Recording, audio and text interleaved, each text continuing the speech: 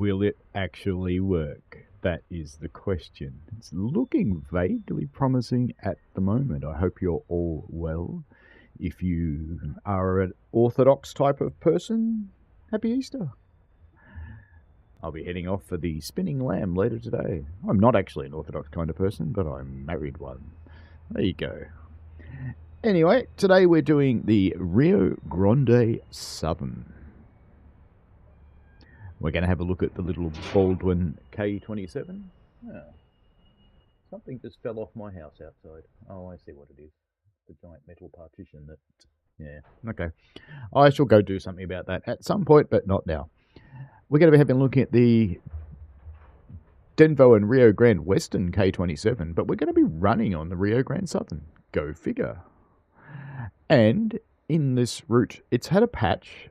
I don't think the patch has gone public yet, but if you haven't got it, you can download it from the Milepost Simulations Facebook page.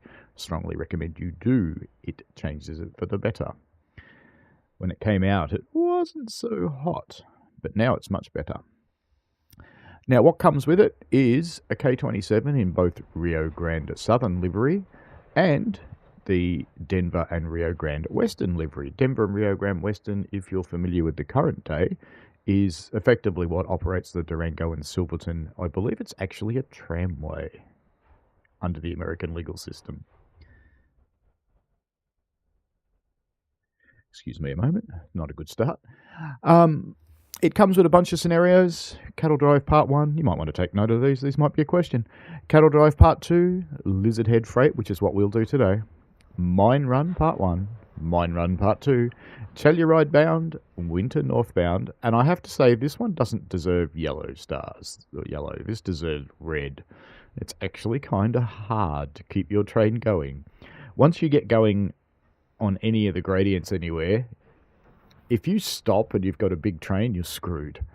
Anyway, let's get into it. If anybody's got any questions about it, sing out. There's the new Tokia Kintohoku and Utsunomiya route. There's our train order. Engine 462, is that us? That would appear to be us. We're in the Rio Grande livery. Engine 462, run extra between Vance Junction and Rico. Meet stock extra 452 east at Trout Lake. And it's from JAP. 4:30 a.m. apparently. Doesn't look like 4:30 a.m. to me. It looks kind of bright out. Here's our little locomotive. Different whistle with the patch. Much better. We've got a giant snowplow on the front. How about that? It's still got the glow from the firebox, but you'll note since the patch that the glow has moved forwards.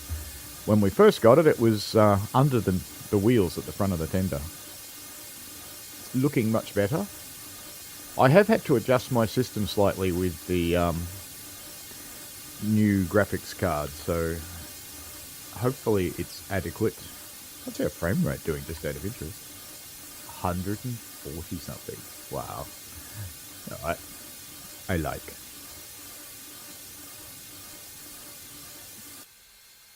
When I just having a look at each freight car.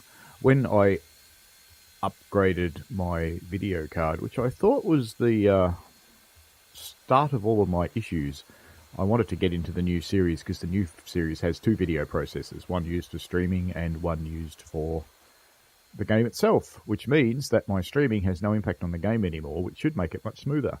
We are in Vance Junction. Let's have a bit of a look at the map. Center our player. We're all the way down here. But that's not the start of the map, because the map is huge. Anyway, we're going to be heading along.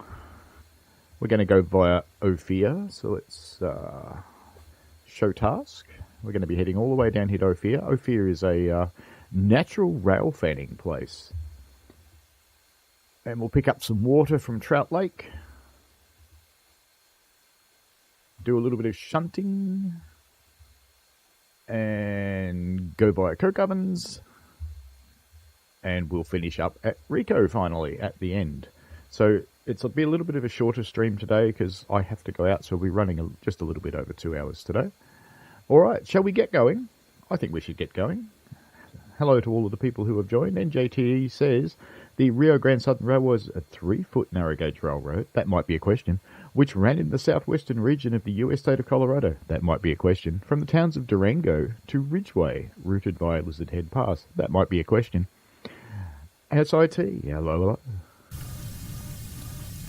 Its cab is not advanced in the terms of the what we're used to, so I'll probably spend most of the time outside the cab, to be honest. Will the rail driver work? Here's an interesting story. Where is the reverser on this thing? Oh, there it is. The rail driver is working. Yay. Will the rail driver work with the brakes? That's also an interesting question. Let's get the independent brake full on and the train brake released.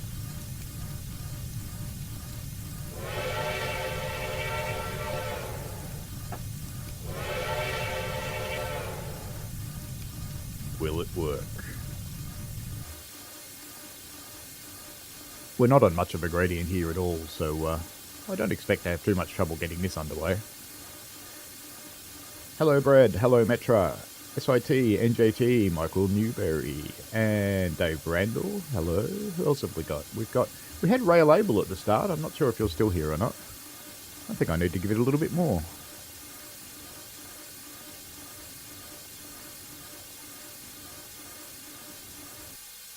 It does, unfortunately, blow off almost constantly still, even after the patch.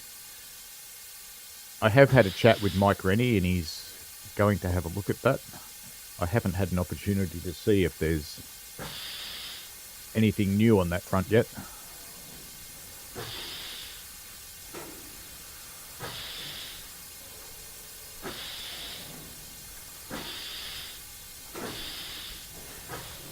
Close our cocks. What about the bell? Ooh.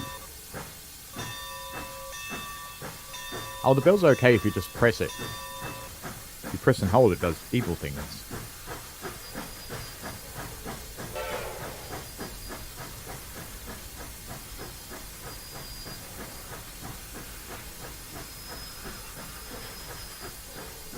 That might be a question.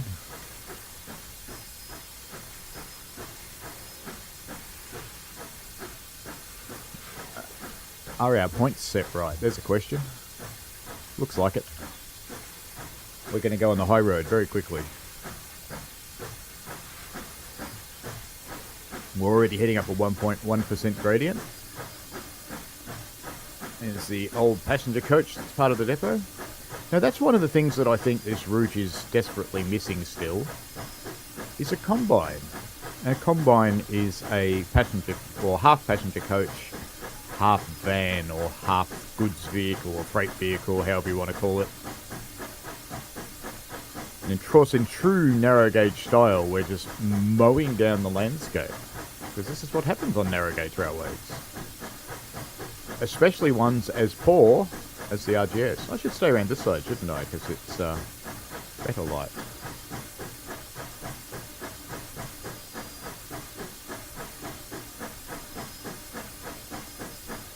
We're already starting to struggle with this gradient. We're not even in the heavy bit yet. More juice. Whee, wheel slip.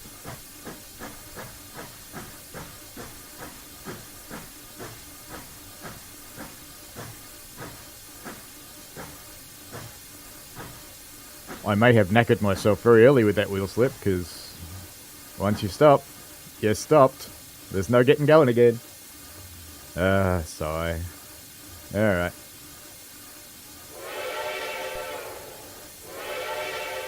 We'll try.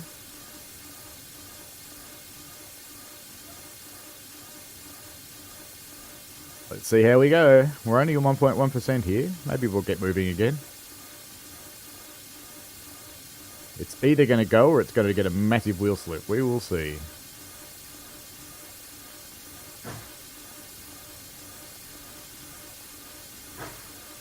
Excuse me if I don't pay attention to the chat for a moment. How's the sound and video, by the way? Ooh, that's slipping. Go on, you. I'll give you all the beans with the cylinders open. It should be enough to get us moving again. Otherwise, I'll just have to roll back. When you've got the cylinder cocks open, you're reducing your steam chest pressure, so you're less likely to slip.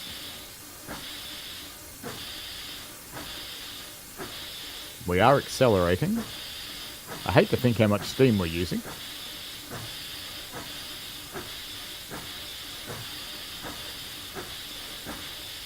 Now, even though the sounds for this aren't actually the right locomotive, I think it sounds good enough. Because 99% of people aren't going to know it's the right locomotive. Oops, I just told you. 98%. Ooh, slippy, slippy. Come on, you can do it. Keep going.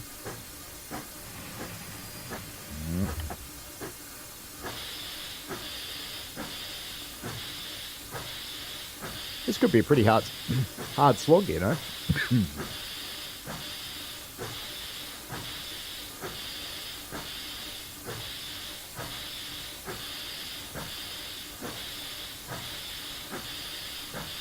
Alright, we're accelerating again now.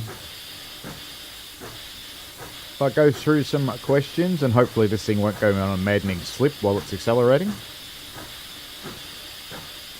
Yes, it was created by Otto Mears, this particular route, not in the game. Durango and Silverton is still around, you're absolutely correct, and I did give you your wheel slip metra just after you asked for it. NJT says an electric narrow gauge railroad would be nice. Well, I could let you know that in the 1970s they were thinking about doing that to the railway I volunteer on. It came very close to being electrified. Unfortunately that didn't happen. It's a bad thing for the locals, but it's a good thing for our steam railway. Metra asks, how does wheel slip happen without the cylinders open? Sanders don't do anything in this game, never have.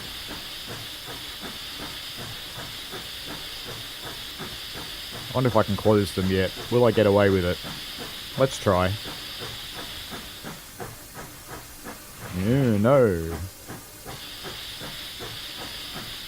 Hello, British Ace. How are you?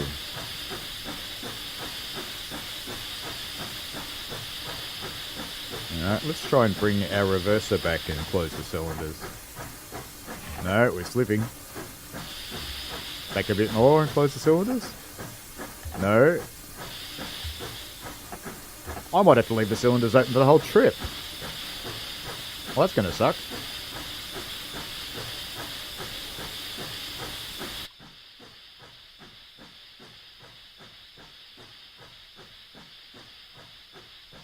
I am good, thank you, Joe. It's actually interesting coming off a day of real steam, coming onto a day of pretend steam, because the more you know about steam, the more you know about how the game isn't right. Sanders don't help in Train Sim Classic Metra. They're not actually implemented. And in Train Sim World, it's dubious whether they do anything useful or not. You know, I'm beginning to think I'm going to have to roll back and start this again. Because now we're on the 3%, we're knackered. So that's exactly what we're going to do. Back we go. And I'm going to need some speed. Probably handy because I haven't tested the brakes with the rail driver yet.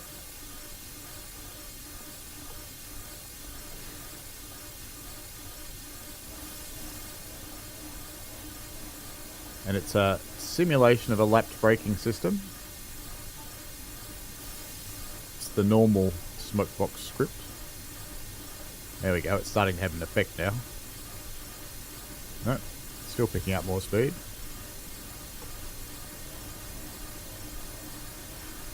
I wouldn't have thought I could take many more bites of this cherry, just personally.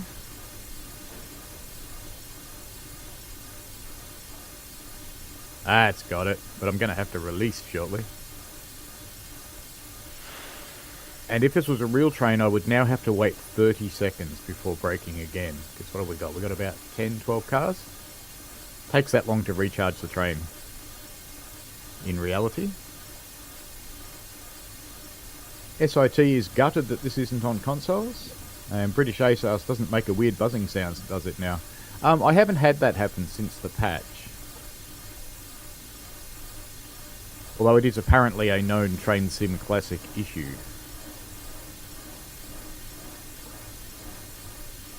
So it is a 5-position handle on the braking system. Pretty much the same, well, not exactly the same, but similar to what we've got on the trains that I operate on. The real life ones.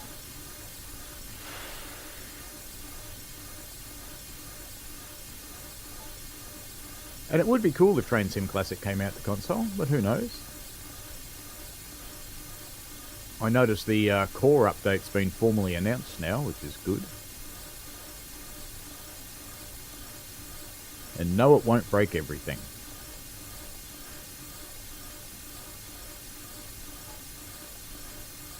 Alright.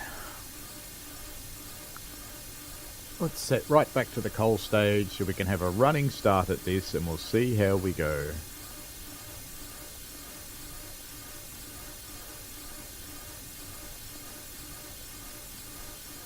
That is a possibility, Joe.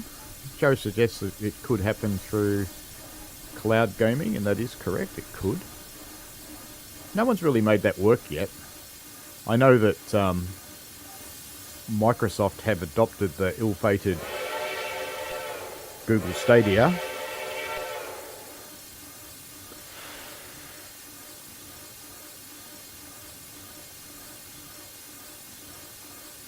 Off we go.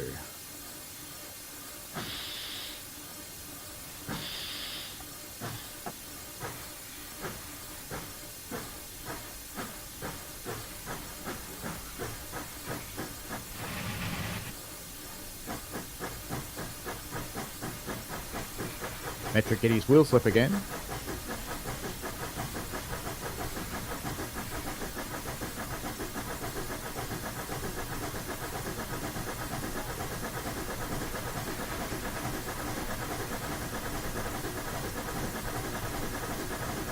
This is better, we're just going to go full fang.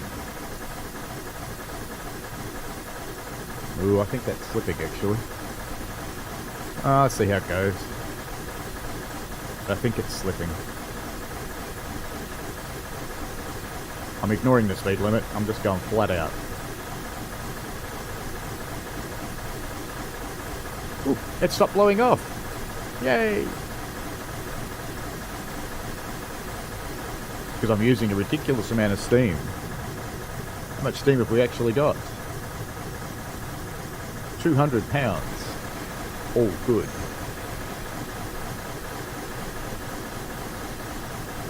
We're just going to keep going flat out because it's working. Sooner or later I'm going to have to change my reverser though because we're starting to slow down.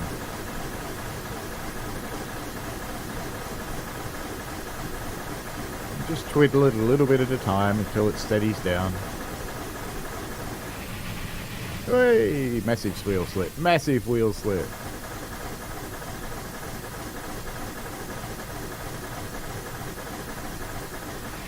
This is going to be hard.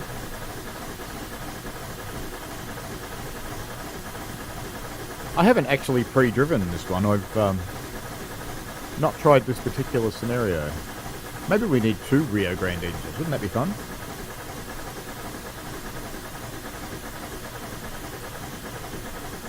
Brad MacArthur asks, is it, in real life, is it okay to roll back and try again? Yes, as long as you tell everybody, and as long as your section authority allows it. So on our railway, we have 2 kinds of section authority. We run staff and ticket, and it's similar to the token system that's used in some places in the world. If you've got the actual staff, you can pretty much do whatever you want, because no one else can enter that area, because you own the authority for that area. If you're travelling on ticket, which means that the staff was at the station you left from, but a train's going to follow you, then you need to get in radio contact with the train behind you and make sure that they know what you're doing.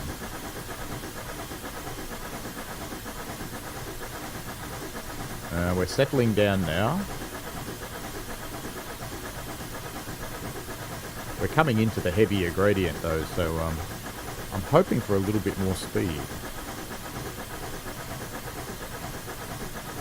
We are speeding up on the 2.4 without slipping, this is good.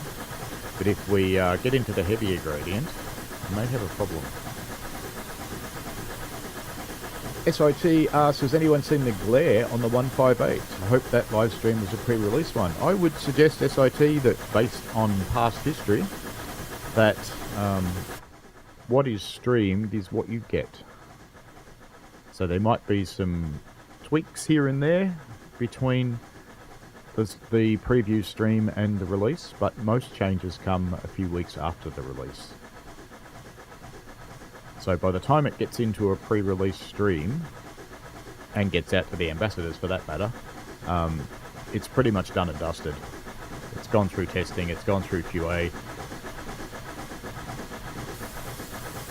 Any changes after that would force it to go through all the testing again.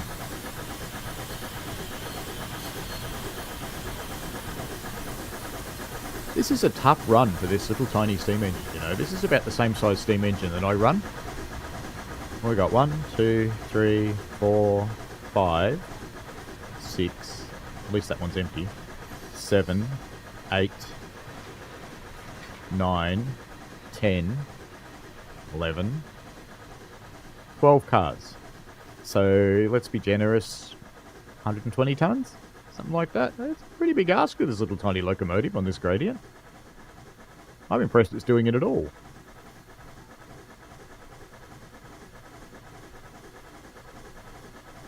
British Ace says, would the real drivers really want to take this grade at 15? Hell, they would. It's corners you've got to worry about, not gradients. Gradients are fine.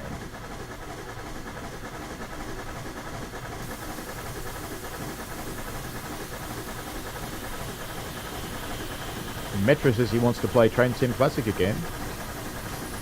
Oh, you've broken it again, haven't you, Metra? I've told you how to fix that. Delete all your content, clear your cache, add your content back in. It will most likely be some workshop content you've got that's killing it. One of the good bits of news about the upcoming core is one of the objectives that's been published is that it will tell you what's wrong, not just go out of memory. So hopefully that's achievable.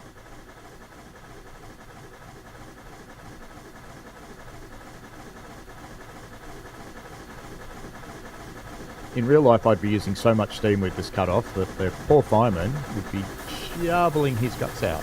Or her. Could be a her.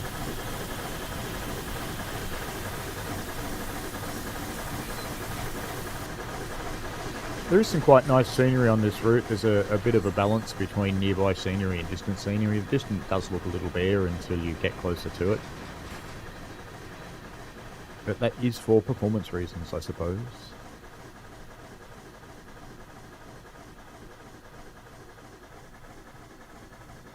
Yeah, SIT, what I'd suggest you do is jump onto the Dovetail forums, because there's as usual, a thread for feedback, and pop the feedback in there. Now remember, you will have seen it at particular times of the day. It won't look like that all the time.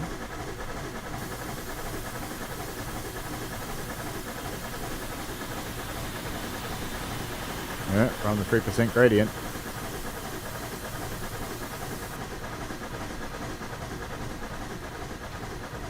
This is the steepest gradient that I run up, is 3.2. Whoop, I think we're slipping. We are slipping.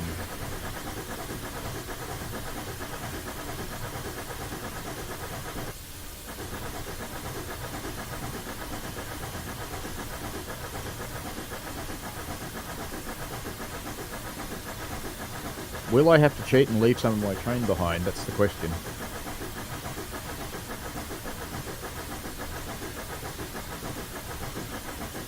Because we've got a long way to go up this 3.2% gradient. It pretty much doesn't get better from here. Just gradually inching the reverser forward. Because I can't go much harder with the throttle, or we'll just slip. Let's try a small throttle adjustment. That wasn't small.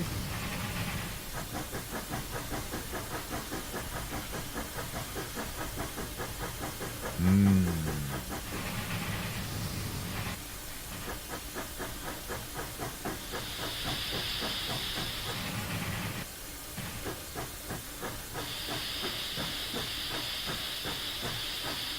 think we're doomed.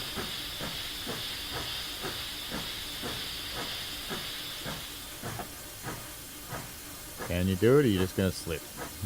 You are slipping, but it's not too bad. Alright, we're just going to come to a stop and start rolling back. Ah, sigh. We're doomed, aren't we? We are doomed. Help. Yeah, Loco Brake can't even hold it.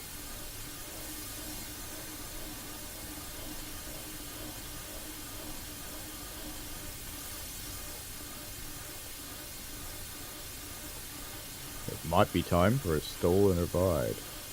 I can't put the reverser wide open Rolliston rails, it just slips. And hello to you too. I am going to try and hit off again, but my experience with this has shown that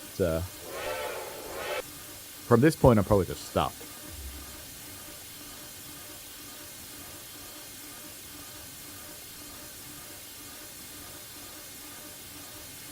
I've got the cocks open. And release the loco brake.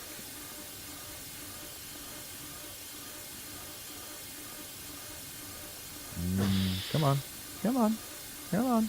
Pick it up again. Don't roll backwards.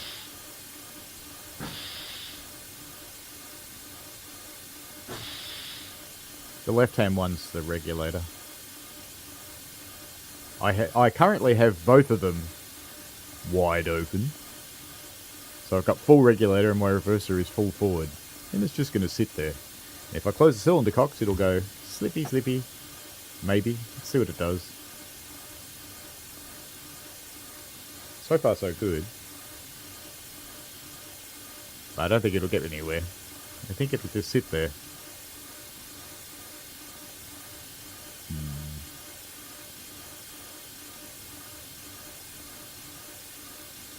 NJT asks, why don't we have a banker? That would be good. I could create my own scenario. Or I could edit this one. Put another locomotive on the front.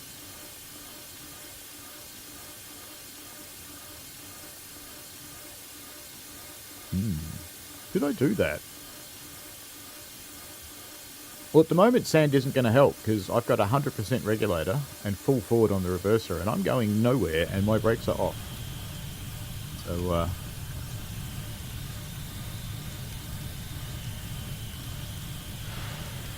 yeah, brakes definitely off. And we're going nowhere fast. Maybe I should edit this scenario and put a put another locomotive on it. Then we'll get up the hill.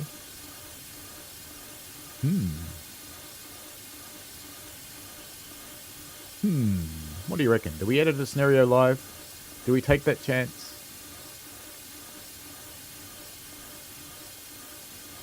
I think we're going to have to.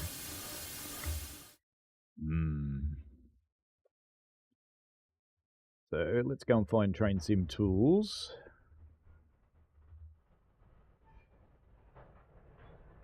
You guys seeing Train Sim Tools? I guess you are. You're going to see behind the curtain now a little bit. Let's just get rid of you, because we'll have to get rid of you. Quit out of there. Minimize that. Alright. So, we want to...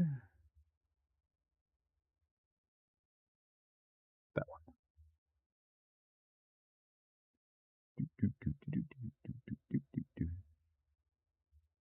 This could go really badly, by the way. And I want scenarios. Get all my scenario properties now.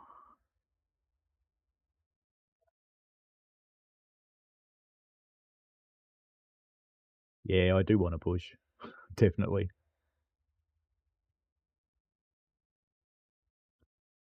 You're seeing behind the magic curtain, folks. You're going to watch me edit a scenario live. This is probably not a good idea, but anyway. Extract, edit scenarios. That's what I want to do. And I want to scroll down here to the Rio Grande. I know this text is really small, but it's pretty hard to do. What we'll be doing, Lizard Head Freight, that one. So what I want to do is I want to, first up, I want to convert that to be a standard scenario, and then I want to edit it. And the reason you have to convert it is because it will become quite problematic if you don't. So loose consists, extra 452, that's us, isn't it? No, that's the other one, because that's all stock cars. So it must be this one, 462 West. That's us. So what I want to try and do, now that I can edit this thing, is I want to duplicate that one. And that did something bad. I think I lost my tender. Bum. That's not good. That's not good at all. Damn it. Alright, can we undo that? We can just not have it. Let's jump out of here and let's edit it again.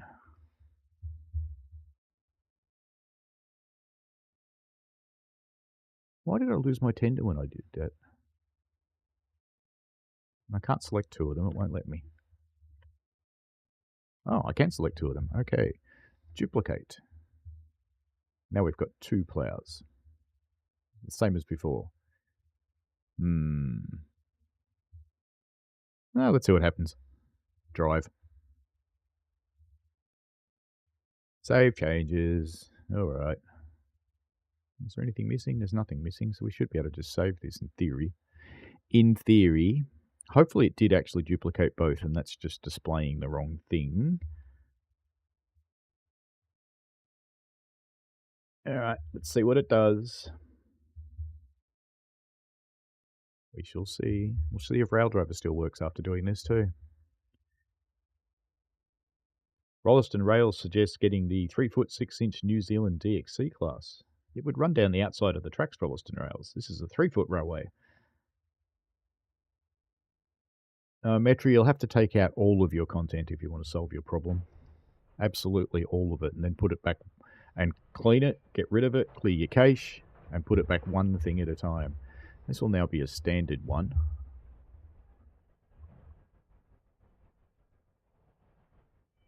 Lizard Head Freight. Will it have 2 locomotives and no tenders? That's an interesting question. And what will happen if it's got 2 locomotives and no tenders? Right, we've got tenders, but we're not in the right place. Oh, I know what I did. I made the other train primary, didn't I? What a dopey monkey I am. Alright. I didn't mean to do that, though. I didn't think I did that. That's okay. 462 West. That has got another tender. Look at that. We can duplicate that. Alright. Now, save our changes. Now, how did we get the... I'm going to go back into the editor again. How did we end up with the wrong train as the player train? That's what I don't get. How did that happen? Because that shouldn't have changed. Standard scenario. Current driven consist is extra 52 east. That's not right. So I want to change. Change start speed. No.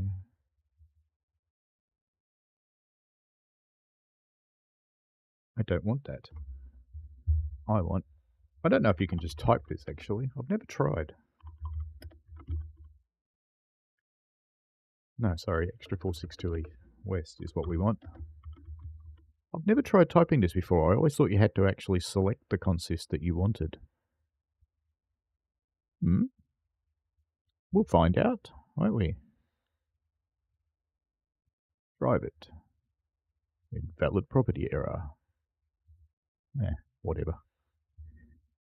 Let's see what happens. Save. And start Train Sim Classic again.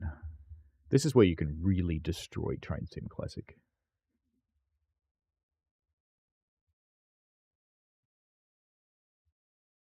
I could put the big boy on this train. That would be funny. It would be driving along in the dirt, but it'd be funny. Alright, let's see what happens this time. Those of you who have never seen TS Tools before, would you ever be interested in me doing a, oops, I want to go to standard. Be interested in me doing a thing on TS Tools at some point? I don't pretend to understand it fully, but, you know, one of the ways to learn it is to show it to other people. Oh, you can tell I've been on a steam railway, by the way.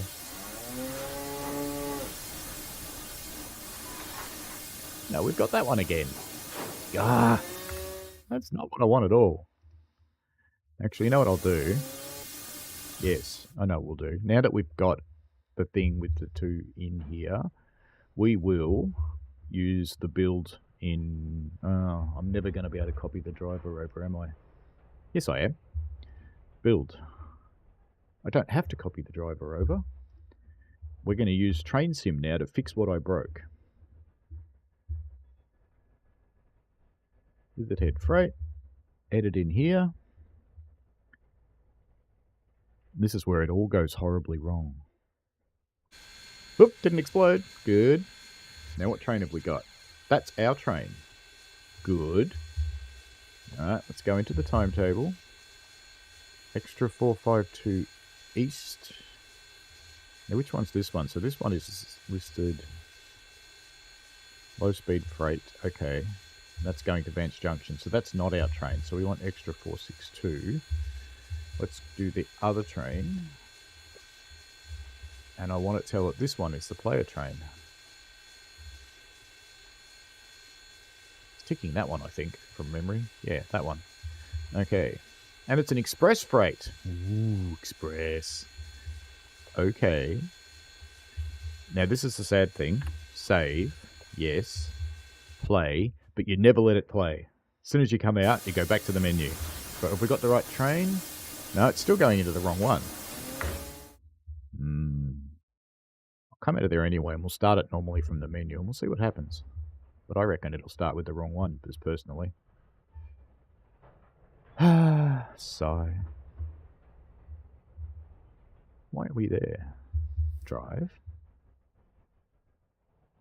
Standard. Lizard head freight. Start. Even though I changed the player consist to this one.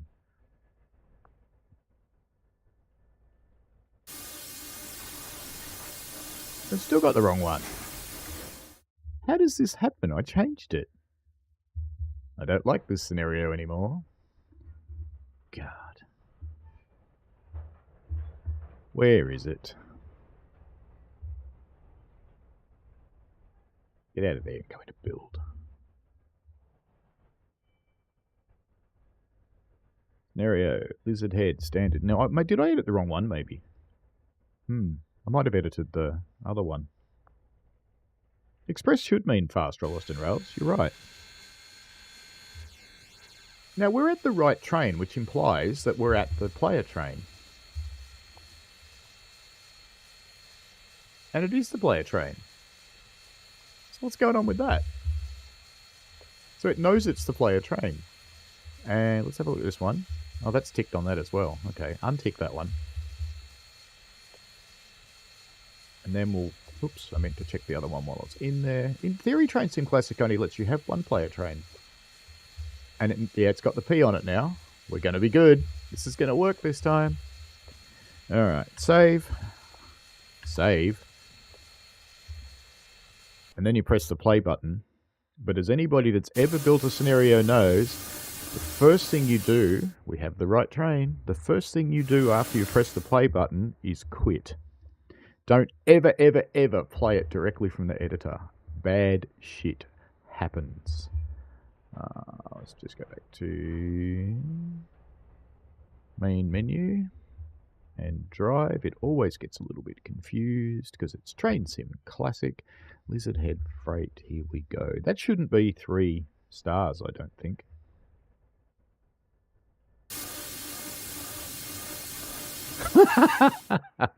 Oh, yeah, I just saw that, Rolliston Rails. You know what? I've got to go fix that now, because that's not going to work. Because one of the locos is going to run out of coal, and it's just going to die. This is funny. This is funny. This is the kind of stuff I normally do when no one's watching. And I laugh at my mistakes and go, that's a good one. If you run a steam locomotive without a tender, you will end up with nothing in it. Now let's just get above this a bit so I can maneuver stuff around. So let's just move you up and let's grab you, put you there, put you back on the train. Oh no! Alright, let's go consist mode.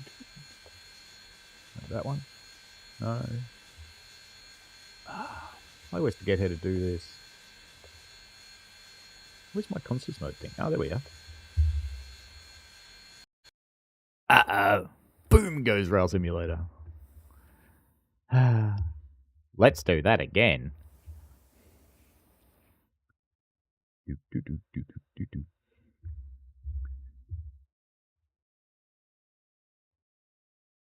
Sometimes it works and sometimes it just explodes. Today it chose to explode. Stick your hand up if you've ever built a scenario for this thing. If you do, you know what I'm going through, because it happens all the time. Alright, let's try it again. Time for some calming tea. Alright. Let's just get up high. Let's move you up there. Let's take you and put you onto him. Now let's try consist mode.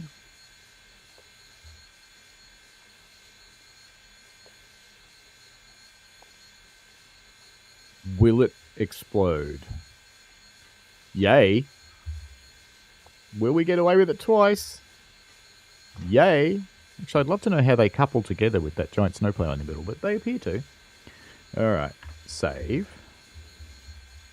Play. Yes, the joys of editing in TSC. Anybody that has ever done it... Oh, look at that. That's so much better. Okay. Now let's quit out and run it again properly. I think it's a fantastic start, Michael. We're learning stuff. Alright. Let's find Rio.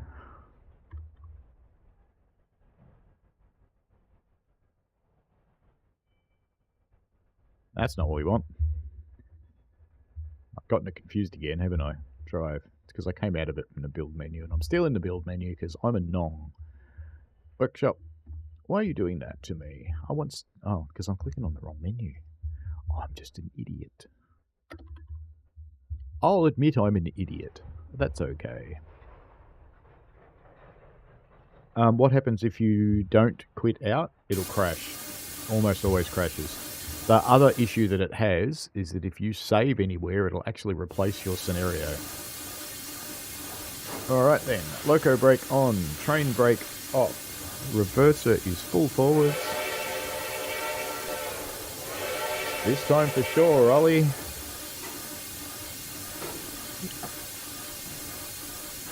Now, will both locos actually power? That's the question. Sometimes they do, sometimes they don't when you double head. See, he's not chuffing. That worries me. I might have just added a whole lot of dead weight. Sounds like he's chuffing, though. Feels like he's chuffing. Off we go!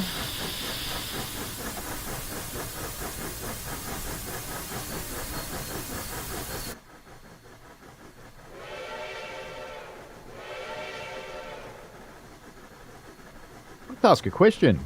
What does the RGS stand for? It's accelerating like a mad thing now. So yeah, it's definitely powering.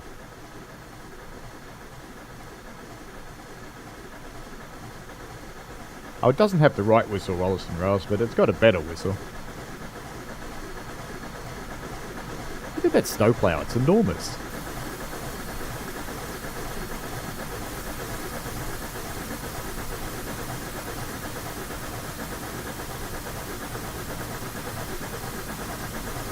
Speeding.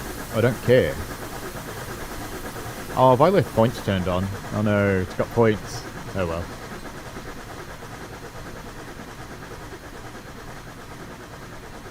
Here we go. Rio Grande Southern, Metra, NJTE. Who actually got it first? NJTE got it first. Just a reminder that it's in the order that I see them in the chat here. Looks like everybody wants Midland next week too, which is cool. Well, not quite everybody. Looks like maybe one person didn't want Midland. Now we're on the 3.2. Let's give it some reverser. Can I make it steady?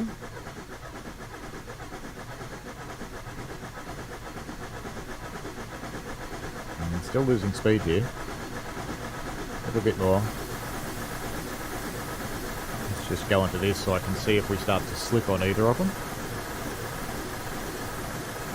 Alright, we're doing okay. We're holding our own. We're actually slightly accelerating. This is better. Much better.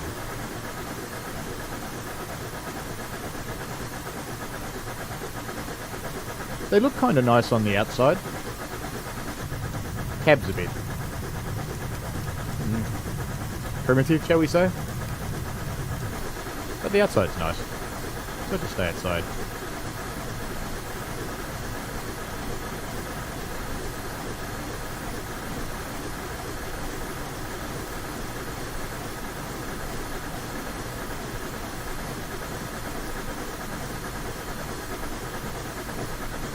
Knowing my luck, Smokebox will pop in now and go, why are there two? Why can't you get two of them up the hill?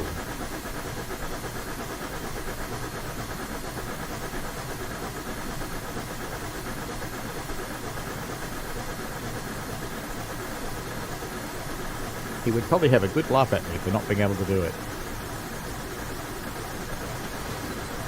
At least they're different numbers.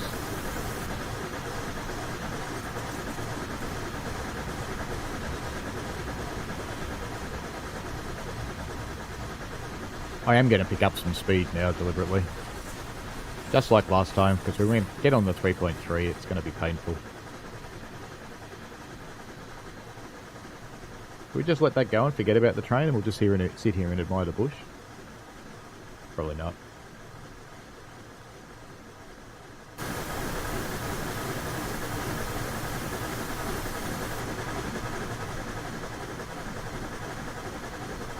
It all comes down to what the developer's willing to put into it, Rollston Rails. So the KB and the JA are absolute labours of love, and a lot of blood, sweat and tears went into them that will never be recovered through income.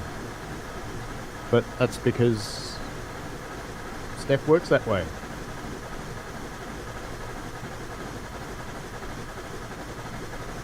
You could argue the same for Smokebox with the Challenger and the Big Boy and the ATF. They all look amazing. Hello, Ultra Players. Welcome. I'm glad you like the tutorials. I'll be making some for Midland in the next couple of days. They won't come out before Tuesday though.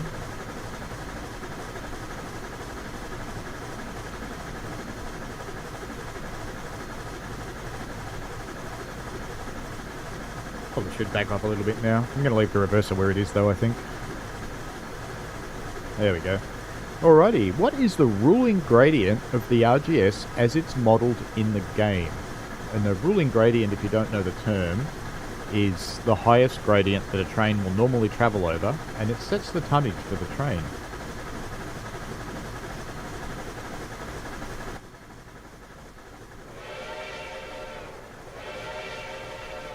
That's good, Ultra Players.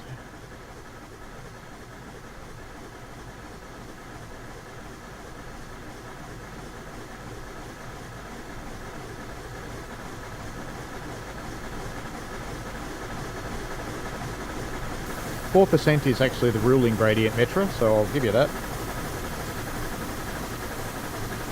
So it's the highest gradient on the railroad that a train would normally travel over. That's what's your ruling gradient.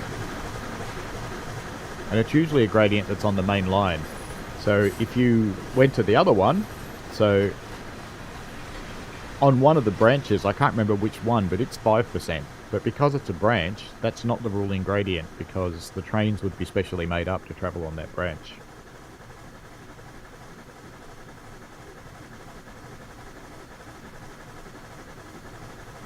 Yeah, we're climbing much better. I'm just going to sit here at 17.4 miles an hour. We're on the 2.5 now, so we're doing fine.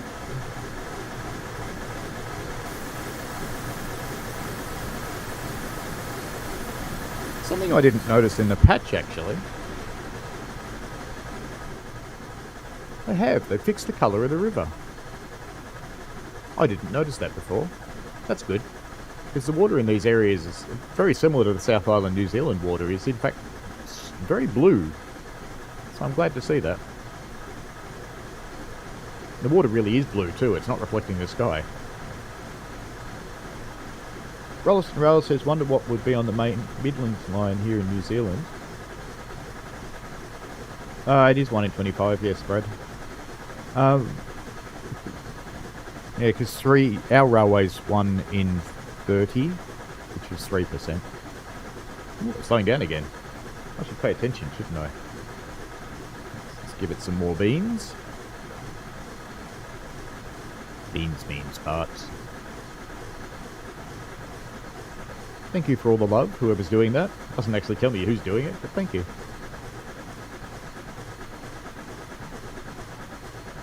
I can't remember what the gradient was coming up to Craigieburns. I think the highest gradient on that line. When you're coming up from Springfield. There's some quite steep ones there. Hey look, there's an asset with a funny draw thing on it. It's drawing when the distant scenery isn't. There we go, we're holding our own again on the 3.3. Kinda. Accelerating slightly. Probably don't want to accelerate. Let's just back off just a tiny bit. Next question, please. What is the highest point on the railroad? We're going there now.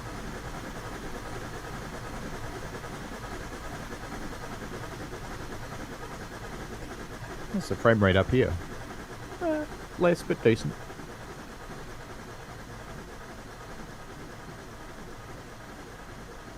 Oh yeah, the Ophir Tunnel, Rolleston Rails. That's a pretty serious one. That one's that's 5, I think, 5%. Metro, to get TSC working for you again, you have to clear your cache.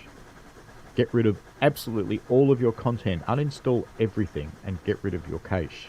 Clear your cache. And then you can add things back in one at a time. The other way to do it is use TS Tools and delete stuff from there, but that's a little advanced for most people. How are we going on the map? Man, we've got a long way to go. What's happening here?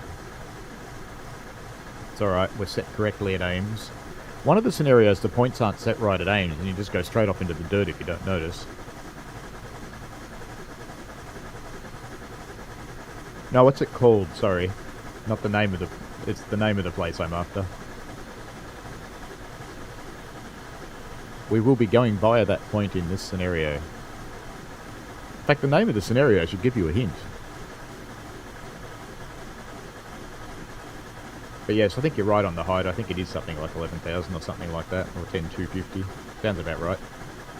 Lizard Head Pass, NJT, is the first one to actually name it.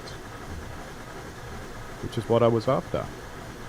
But I think, given I wasn't totally clear, Brad also had the correct answer at 10,250, so I think I have to give Brad some points, because I wasn't totally clear.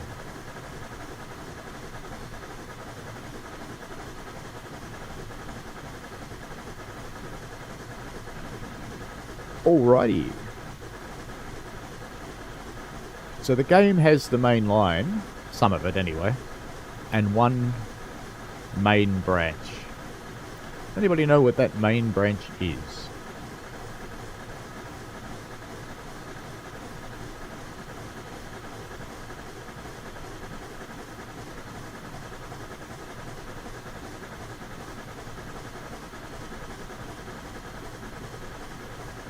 I'll have to look up that story about RGS-20.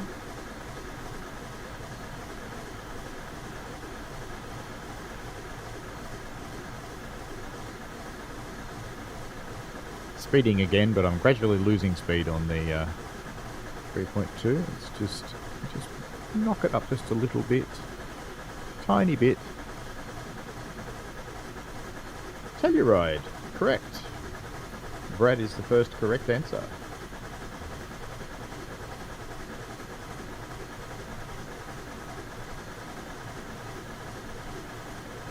What is the locomotive class that comes with the route?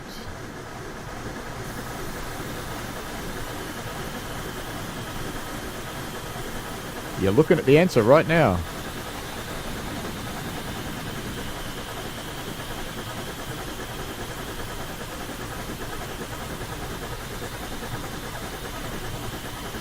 No problem, SIT.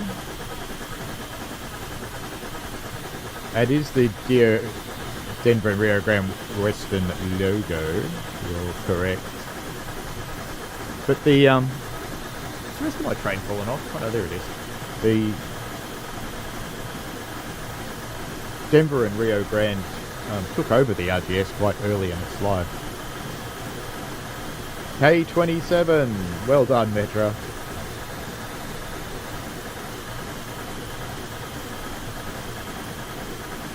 Metra might be interested to know, especially since I give him so much stick, that he's actually in the lead at the moment.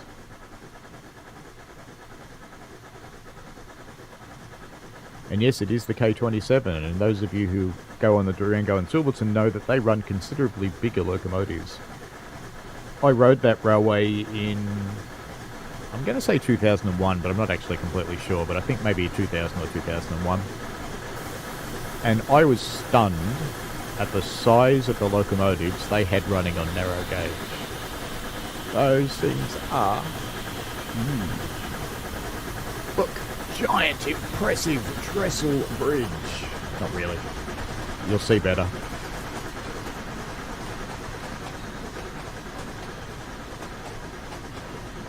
The stock car sounds are fairly nice. Rail joints and things.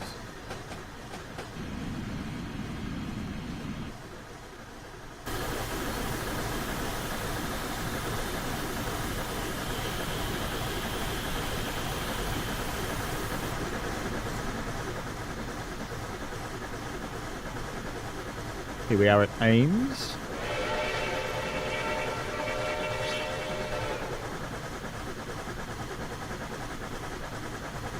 I wonder what the scenario is going to do when I get up to Trout Lake and I have to take water. Yes, Rolliston, the massive K36s and K37s. They are huge. And here is the Ames water tower. Let's go and stand over by the tower. This is a typical RGS tower. I think in my review I said this is in the wrong place, but it turns out it got moved. So I found some photos of it at the sidings, just back round the corner, but apparently it got moved to here. But what amazes me is why would anyone put it on a 3.2% gradient? No driver's going to want to use this, trying to get started again.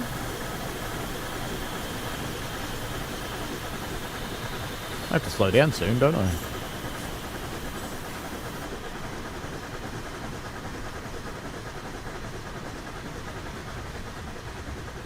What liveries does the locomotive come in on this route? There are two.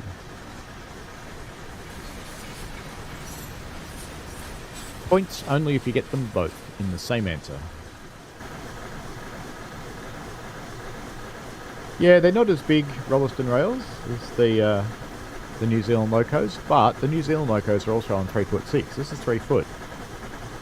It's a bit like running the Queensland diesels that we run and the South African Garrett from 3 foot down to 2'6". It just looks strange.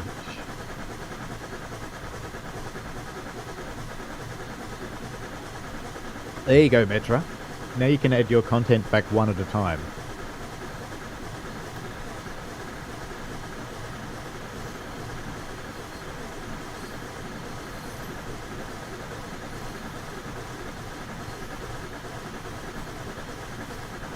This is true, Brad, but you would avoid it.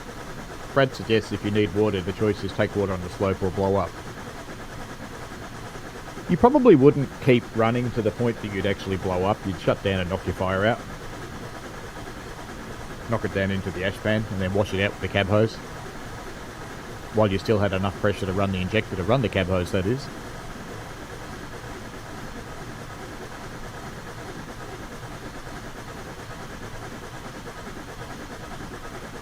There we go, NJTE. NJTE gets the point. The correct answer is RGS and DRGW.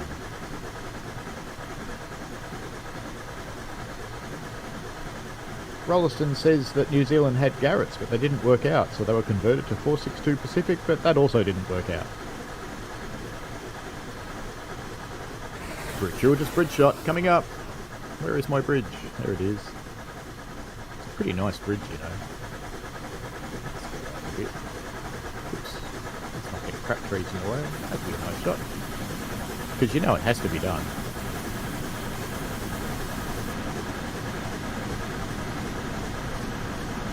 Down, aren't I? The bummer! I suppose I should.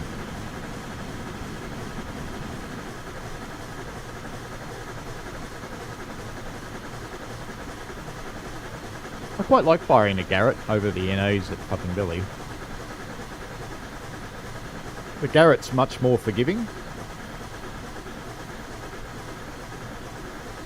But the main thing that I like about firing a Garrett over the NAs is a simple thing. The height of the coal coming out of the tender is higher than the height of the firebox door, which means gravity is helping you with your shoveling. On the NA, it's the other way around. The height that the coal comes out of the bunker on the back of the locomotive is at the floor level, and you have to lift it to put it in the firebox.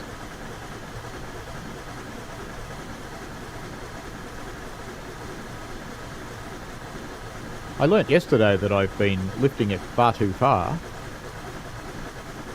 and actually had the first guy show me some different shoveling techniques yesterday. Out of all the people I've been out and training with, he showed me some different techniques that were quite useful for aiming.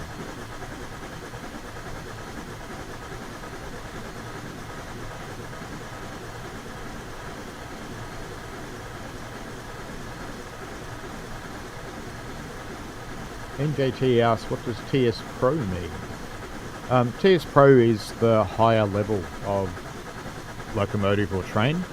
It's not necessarily locomotives, could be EMUs and DMUs as well. And it's the ones with the fantastic cabs, and they've got all the controls animated and work and do things. So if the cab's like this, it's not TS Pro. They tend to be a little bit more of a learning curve. They're not necessarily harder to drive, but it's just more of a learning curve to get it done.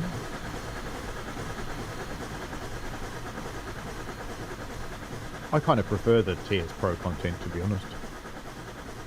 It's closer to reality. I mean, no simulation is actually reality, but it's closer.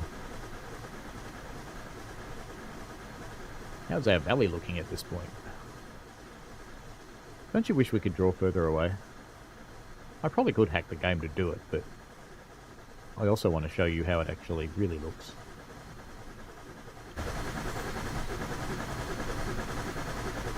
I think we're not very far away from Ophir. I think I recognise. I do recognise. Look at that. So that's not recognising this from playing the game, by the way, because I actually haven't played this very much. I'm recognising that from the real location, because I've been here. Not on a train, because you can't go here on a train anymore. We did a ton of driving around these mountains, and we did some walking to find some places.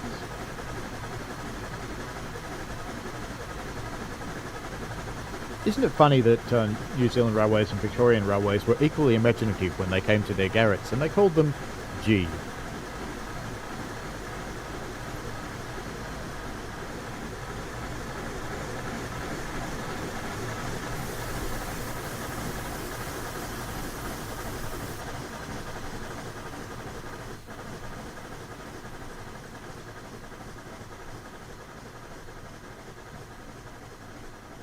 Yes, looks like a pretty good spot.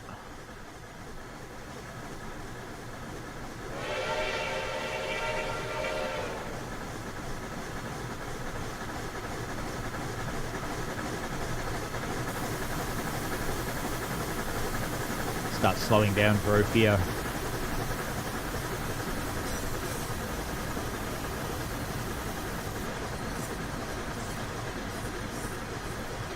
I don't know if it's just my lack of being used to this locomotive or if it really should have 2 in JTE. I wouldn't come out and say it absolutely has to have 2, but it certainly works better with 2.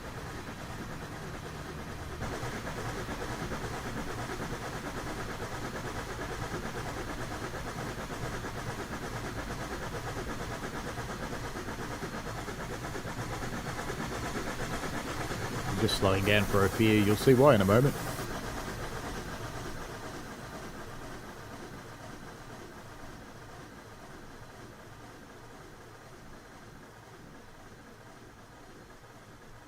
So to give you an idea how steep this line really is, this is a good spot to sit, okay? So we're on the track at Windy Point, and I'll get off before it runs over me.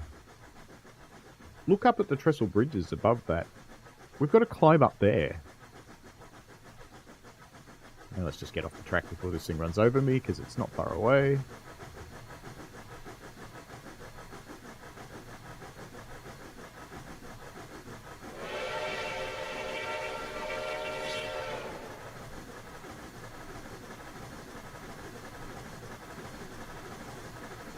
What does the notation 282 mean for the locomotive?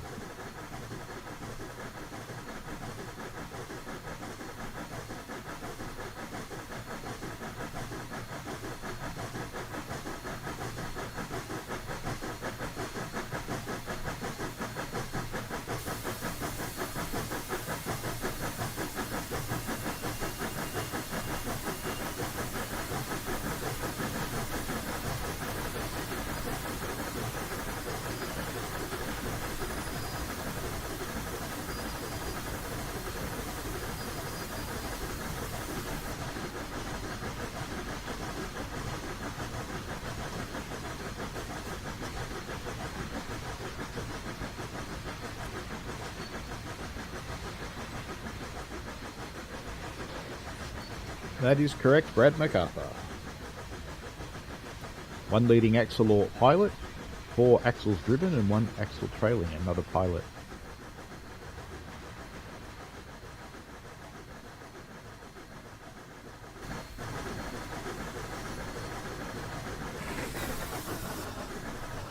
There's a waterfall. That's cool.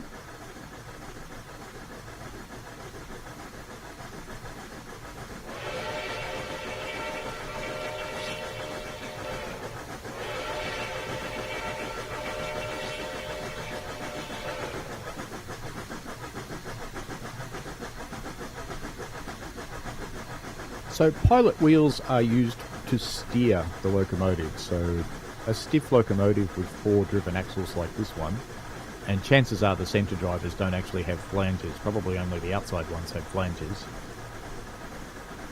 Why is it so important to have pilots at both ends, given that they're for steering?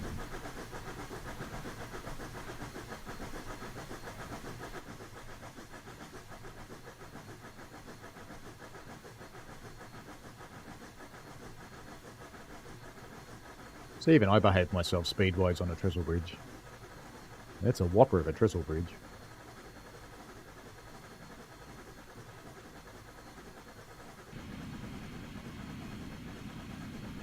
That caboose makes the funniest noise when it goes over a bridge, doesn't it?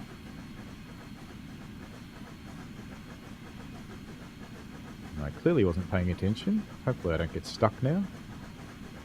For turns, that is correct, Rolliston Rails, and Brad for the full answer, yes, so you can go backwards. So, points to each of you.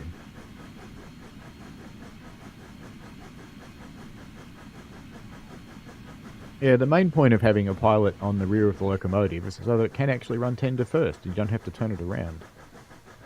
Now, reality on these locomotives is because they've got the tender would tend to do some of that piloting or steering for the locomotive, because tenders and locos are generally fairly tightly coupled together.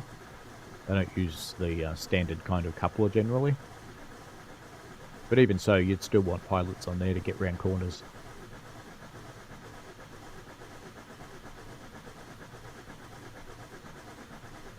And I think Metra answered this one earlier on. Who is the person behind the construction of the RGS?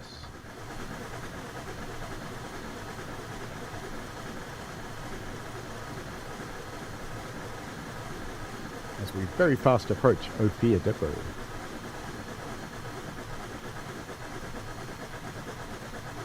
We may even be brave and stop at Ophir and see what happens. But I'll tell you what I'll do, since I'm going to stop at Ophir, I'm going to save the scenario here. And that, by the way, is why you never play directly from the scenario editor, because if you save partway through, that becomes the new starting point for your scenario if you've played from the editor.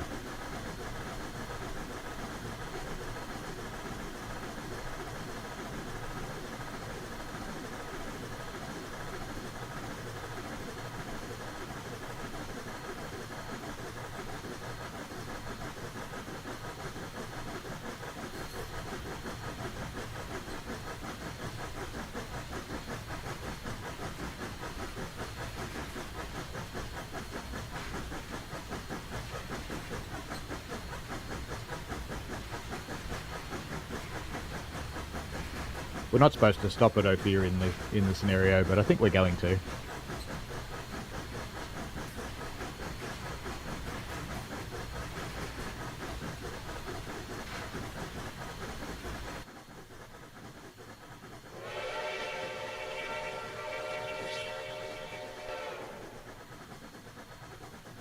And Brad, who was listening, Otomi is correct.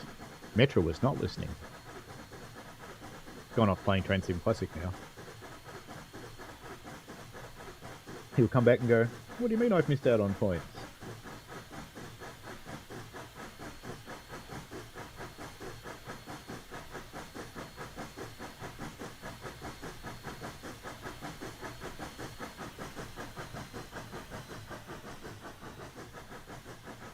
Did have Ophir just up there somewhere. There it is.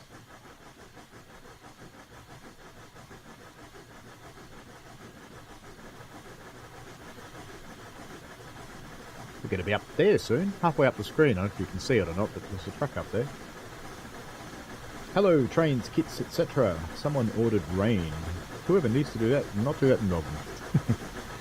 Yeah.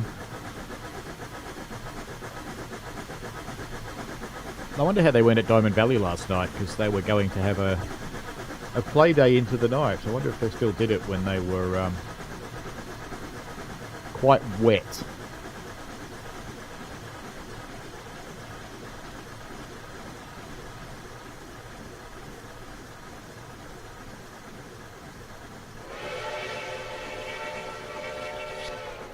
Just check the points are set right for us here, because I can see that there's a train in the siding and they are set correctly.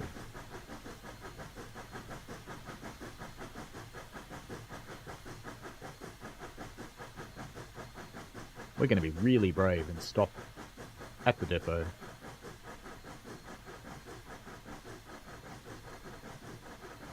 Yes, you're correct, Rolliston. It doesn't sound right. There are some community updates for this, with correct whistles and some different train sounds.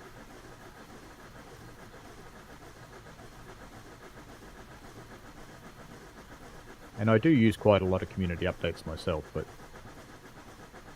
I sometimes stream them, but not the first time I show a route off.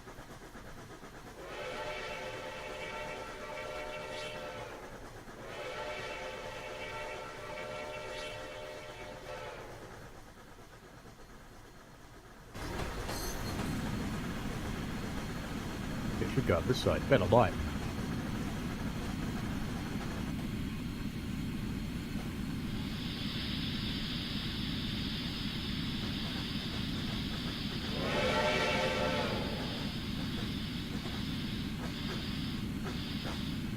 Cut off a bit early then.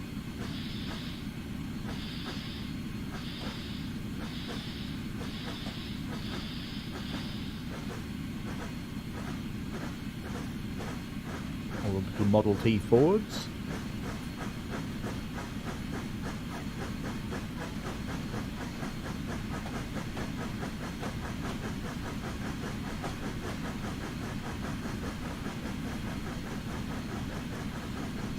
We're going to annoy these motorists because we're going to block both ends of the crossing.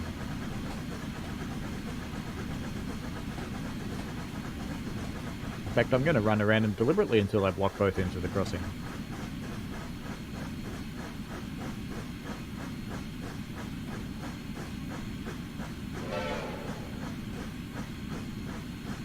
Is stopping here a good idea or not? We'll soon know. In fact, I might save here before I stop, just in case I can't get going again.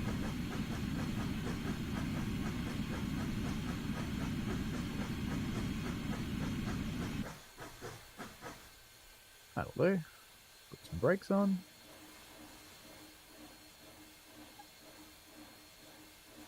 And it's going to hold there, which is good. And one of the reasons I wanted to stop here is because this is cool. Got our little bucket tramway. This is what Americans call trams. We call them cable cars, or cableways. Sometimes tramways, but not often.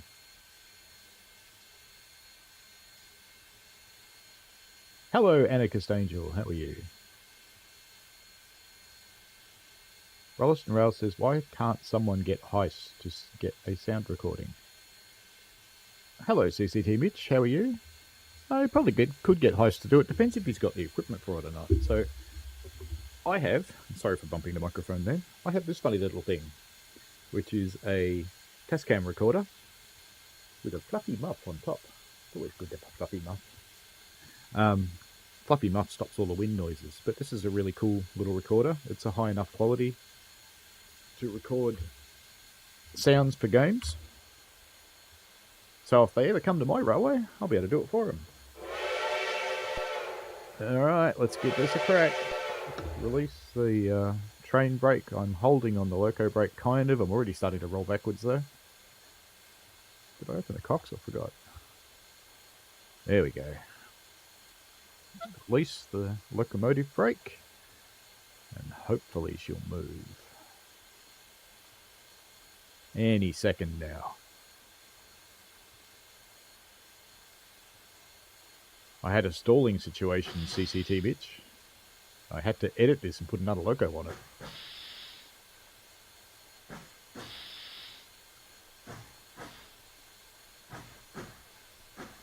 Oops, too much.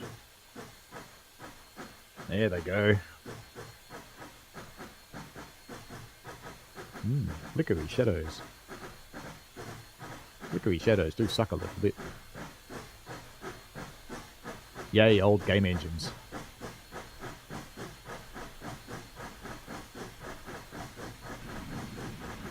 What legal act in America, and I'll accept two different names for it because it has got two, justified spending the money to build this railway? Last night was interesting.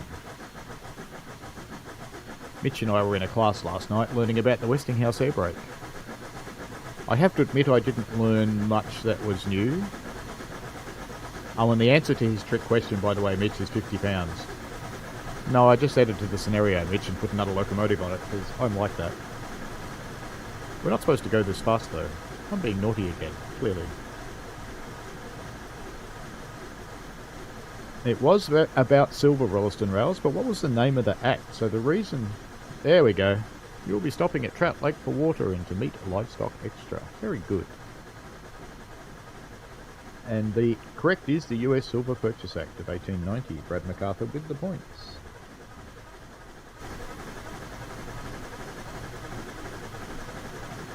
And I should slow down because we're coming to a particularly nasty bit of track.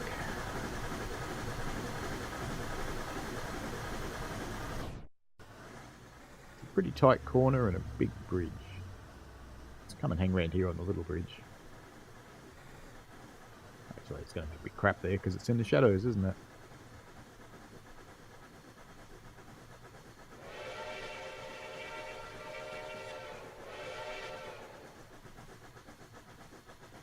Coal was carried by the railway, yes. We'll get to that as a question later on. Why did the RGS suddenly fall on hard times 2 years after it was opened? And it's to do with the previous answer.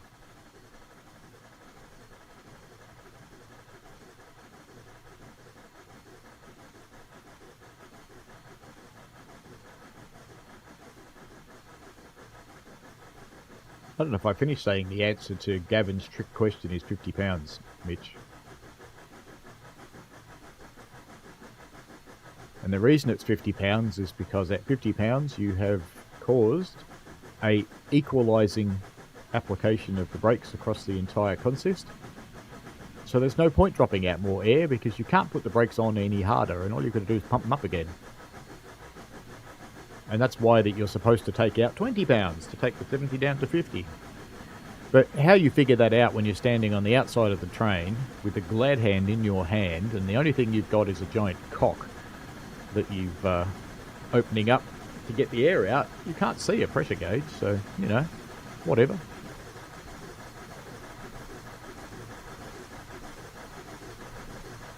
The Act was repealed. Correct, Brad. Well done. Yeah, silver suddenly became worthless, basically. So money is kind of the answer.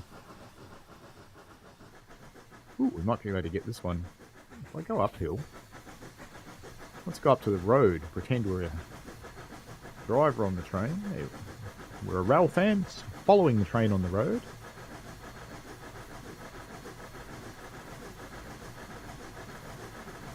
I didn't answer it last night because I don't actually like answering Gavin's trick questions, to be honest with you.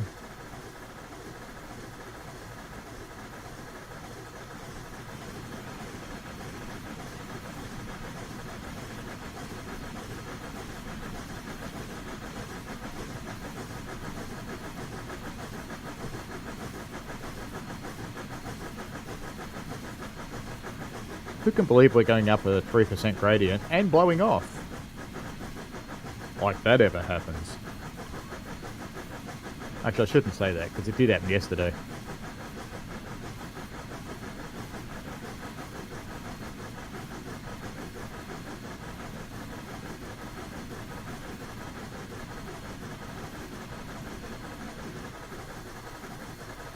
Wish I could give half points SIT. How about I just give you a point? Why not? And yeah, Anarchist Angel effectively demonetized overnight. Bit like when YouTube deletes your channel. As has started to happen to people who persistently defy YouTube's rules. They've been cleaning up, I've noticed.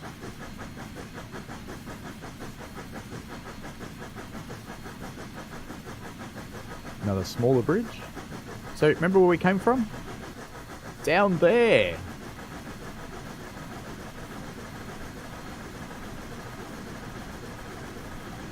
So just down there is the mine that we passed before, and we were on that trestle bridge. And I said, look up. Well, that's where we are now. We're up here. I think we're not very far from Trout Lake from memory.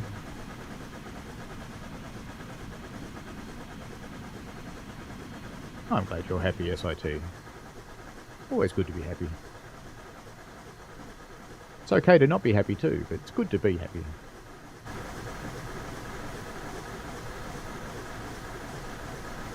Who knows one of those strange people who thinks you should be happy all the time?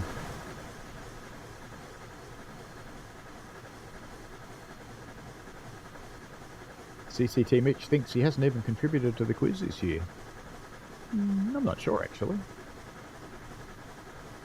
I would have to have a look. I'm not going to do that now.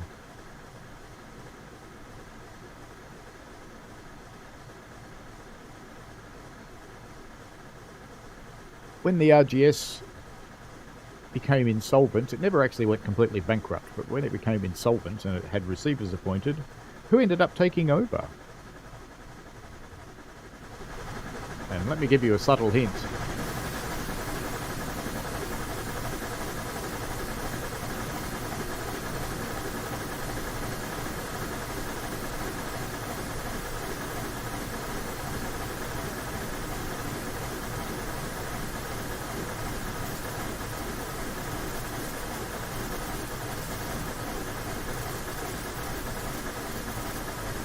NJT says, as long as he's number one, he's happy. Well, you are at the moment. Brad's been giving you a bit of a run for your money lately, though.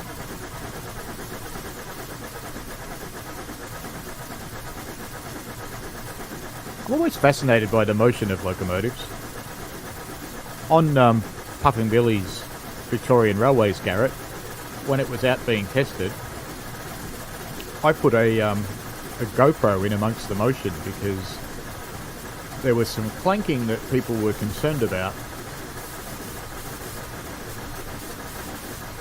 And I put a GoPro down there, and I thought I'd figured out that I'd given it about 10 centimetres clearance or so. Brad and NJT got it first.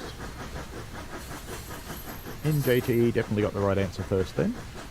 I put it where I thought I had about 10 centimetres of clearance, and we ran the train from Belgrave to Menzies Creek, and I retrieved my GoPro and plugged it into the laptop, and we all sat around to have a look at it to see what this clanking was that people were hearing.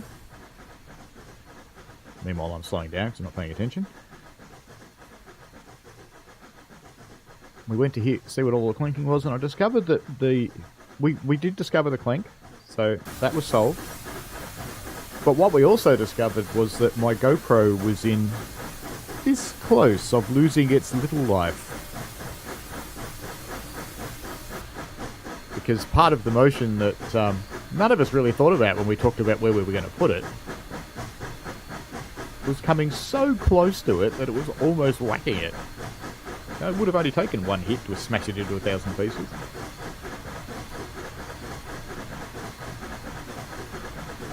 I see a floating tree. Naughty tree.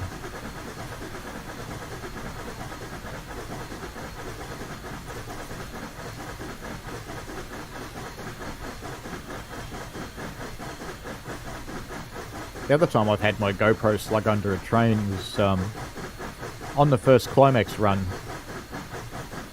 Its central gearbox was getting really, really hot, and they wanted to watch it to see if it was being moved, so I put it under there, and we could see that it was moving around a little bit, and that got resolved later by workshops with some shimming. But we could only see it for about 35 seconds because that's how long it took it to cover my GoPro completely in grease, getting thrown off the gears, which was kind of funny, really.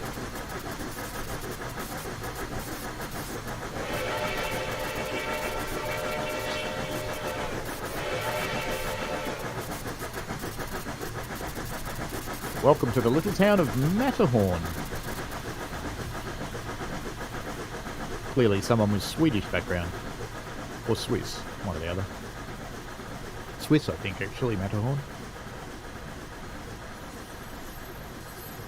CCT Mitch says it would be good to see 42 going again. Yeah, it would, but it's not going to happen for a while. It needs somewhere between $1 and $2 million worth of work because it's due for its D exam.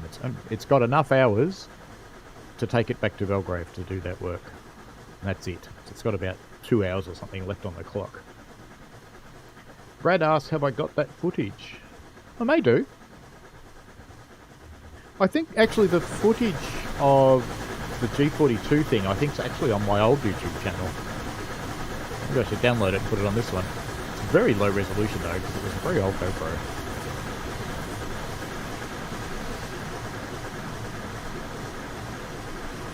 Trout Lake, here we come. Fill up our thirsty locomotives.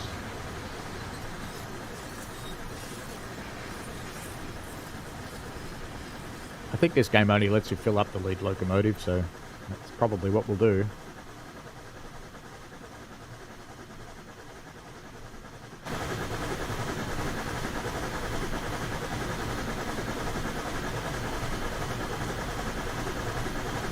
So 42 will probably come out when NGG16 is getting close to its D exam. So probably when it's about 2 years away from its G exam, I guess that I'll bring 42 out of the museum down to the workshops, and they'll do the D exam so that they've got a Garrett.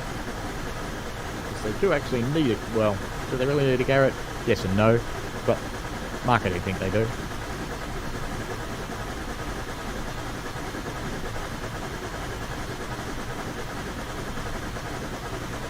when was the last operation of the RGS? This particular line. Mitch hopes 7A will be back soon. Well, get in there on a Wednesday and work on it.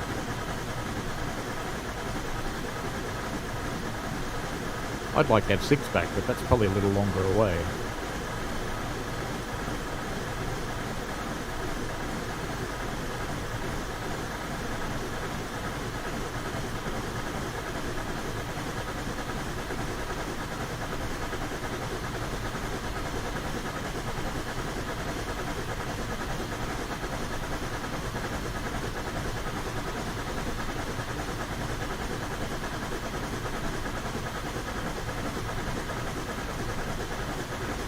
Thank you, Anarchist Angel. Hope you sleep well.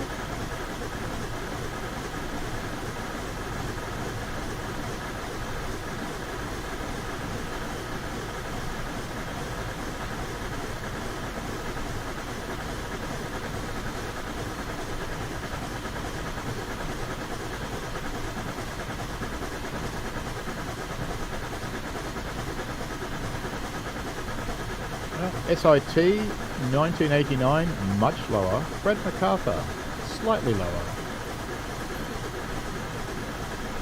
Mitch has been working on carbon at Menzies lately.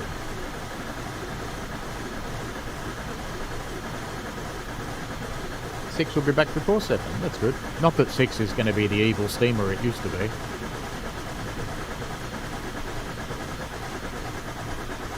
It's going to be the same as the others now. I think we're nearly there, aren't we? We are. Got the gradients flattening out.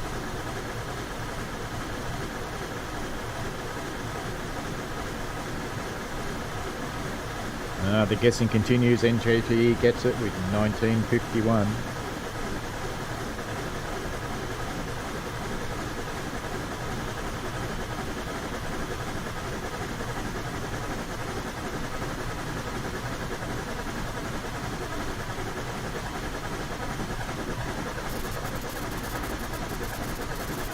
Ah, well done, Mitch.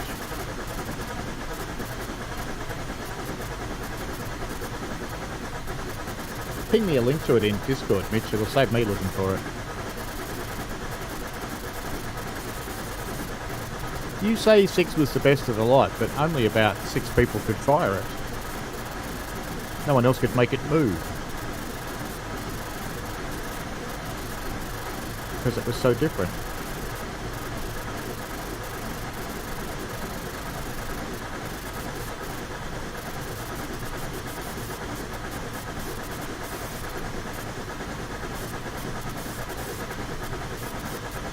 How long is the route that is modelled in the game, including the branch, so the total length?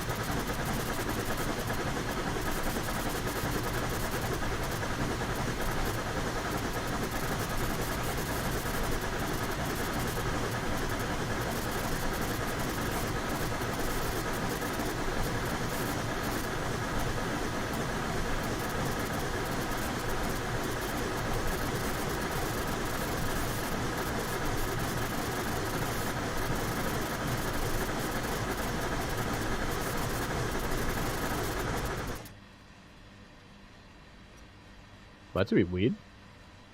Sound gone.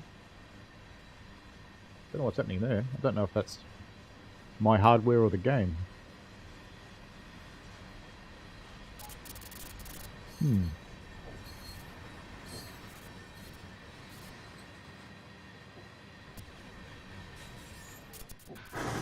Oh, there we go. Don't know what happened there. Very weird. Still going weird, actually. NJT says when he visits Australia, he'll make sure to visit Puckangaroo. Definitely.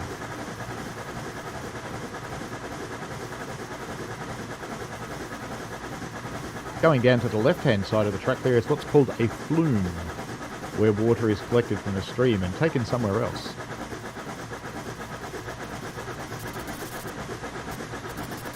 And we're coming up to Trout Lake. We're meeting another service here. Let's just check the points. Because I've bitten once, twice shy. And the points are fine at both ends.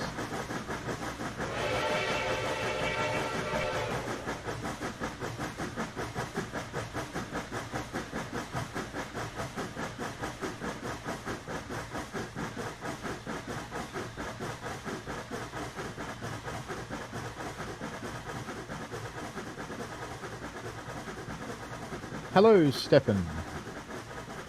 The audio is probably overloaded because I've got 2 locos running on this train. I couldn't get up the hill with one, so I had to edit the scenario with TS Tools live on stream.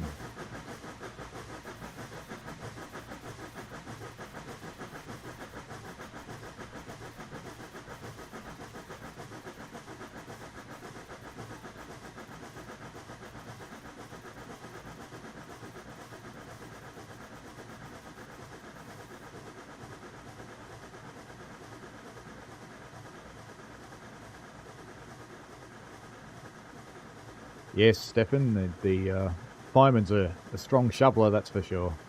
I probably would have died by now. Let me give you like an idea of what steam firing's like, shall I? Let me just open up my app. Got to keep a little bit of an eye on that train because we have to stop here. I might just start slowing it down, actually.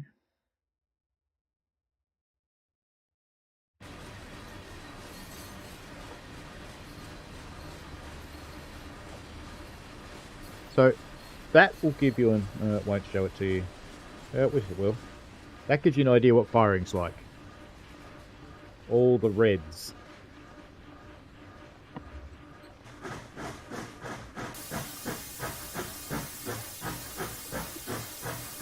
Someone's driver wasn't paying enough attention and slowed down too much. But that's okay.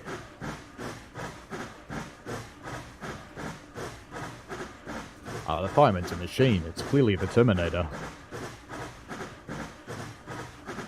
Every time he gets a shovel, he pulls the shovel out of the tender, looks into the tender menacingly and goes, "I'll be back."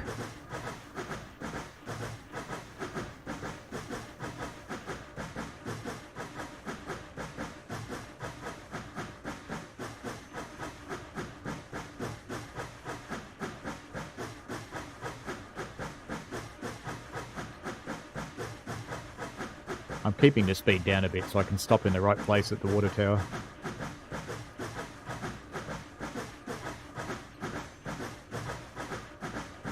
Or a right enough place anyway, the game doesn't care exactly where you stop.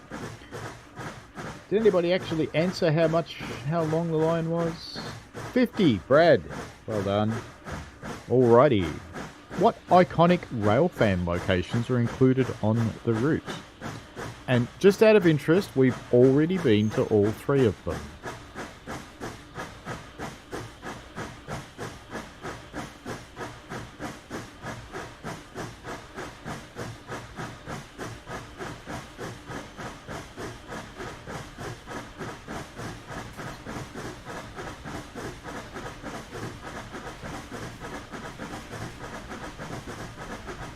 One of the interesting things that I've noticed last time I tried to put one of my work shirts on, because normally I just sit around in a t-shirt working from home like everybody else does.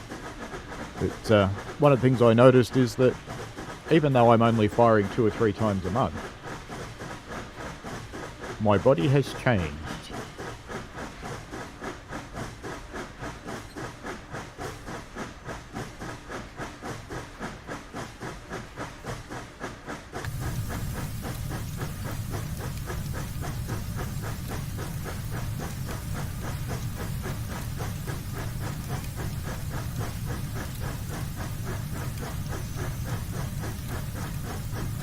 Sucks to be you, mate. You've only got one.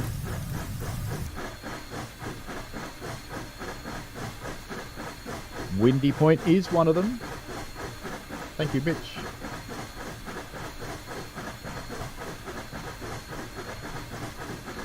So Brad gets the first points there with Windy Point. There's 2 more places to go. I suppose this could be one too, so... but this one's too obvious. Moo.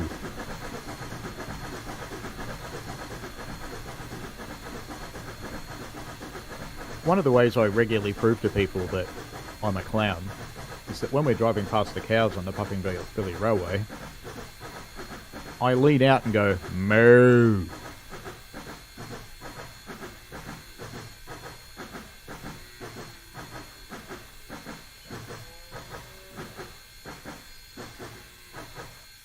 He's buggering off already, look at that. Our brakeman couldn't have even gotten out yet to change the points, but no, he's off.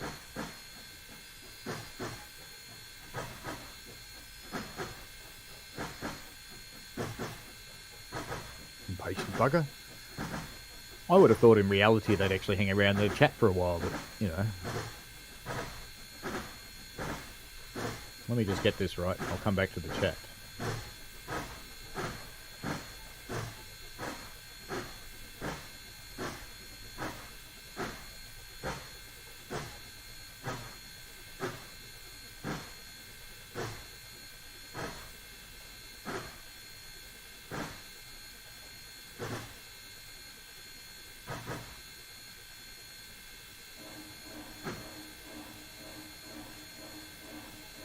No, don't roll back. Don't roll back. More brake. More brake. Damn it. Oh well, game won't care. We'll load here. We'll just put water in the coal bunker. That'll be fine. Mitch asks, am I firing good on my body? Good and bad. Ophir and Lizardhead Pass are the other ones I was looking for, Brad. Well done. You'll see so many photos of this line from those places. I guess because they were easier to get to than some places, because you could actually get there by road.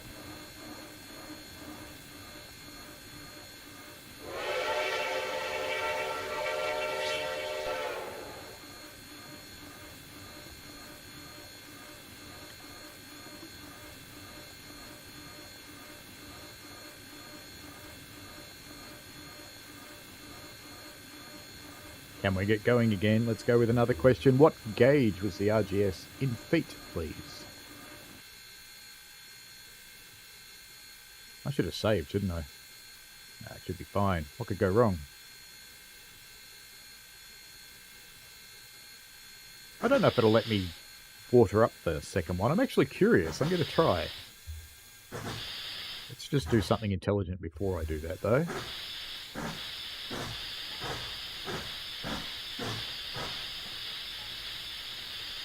Keep going, keep going, keep going, keep going.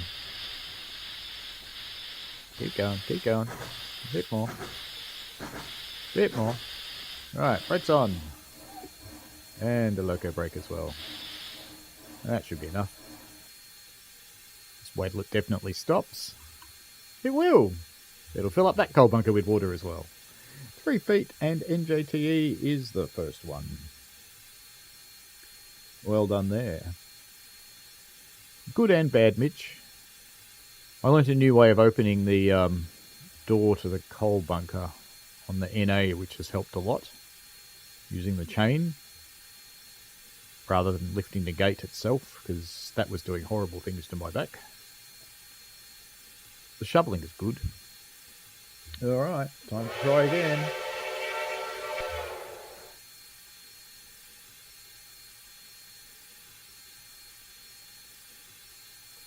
Brakes off, let's go.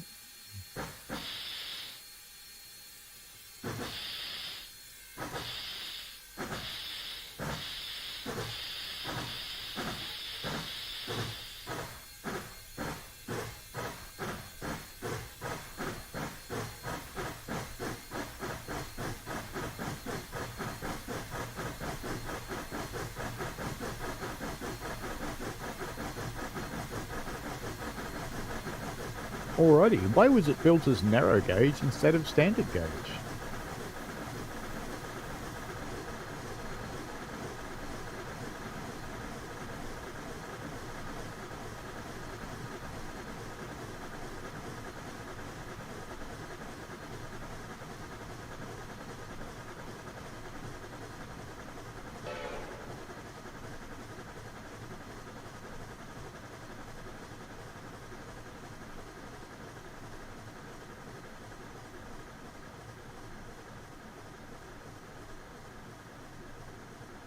It's cheaper, that's correct, NJT.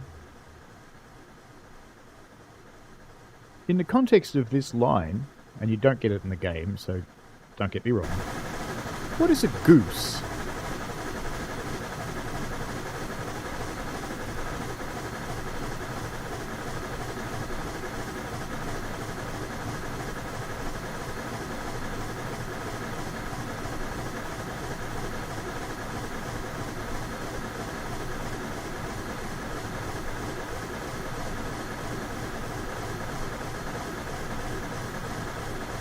Narrow gauge is generally chosen, Brad, simply because it's cheaper to lay.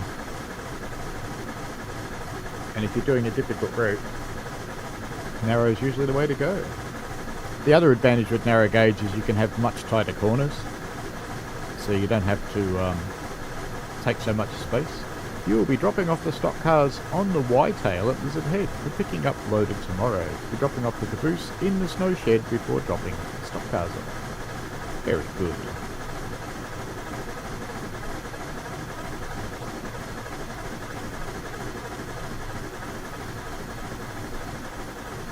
No, the goose isn't an animal, actually. And NJT is correct. They are rail cars. Rail cars and rail buses, in fact.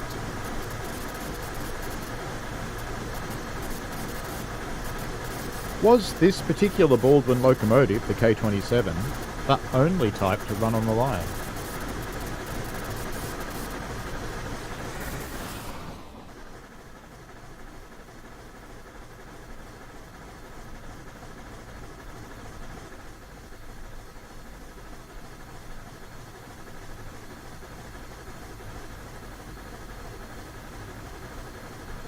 Yeah, it is a copy-paste answer. Bit of copy-pasta.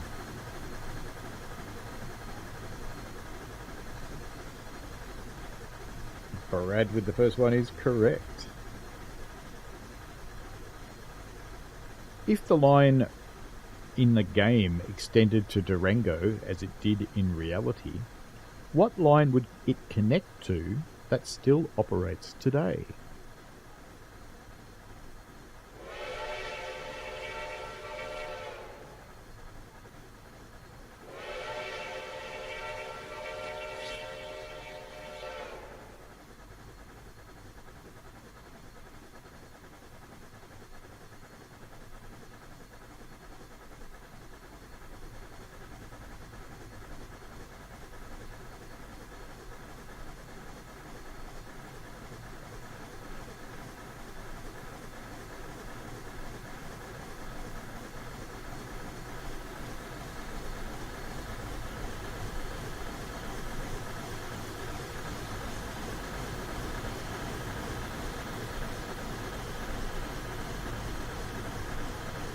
Rolliston Rail says the Cumbrian Toltec.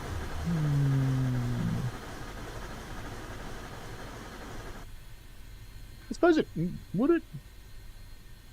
No, I suppose it would. That does actually go up to Durango, doesn't it?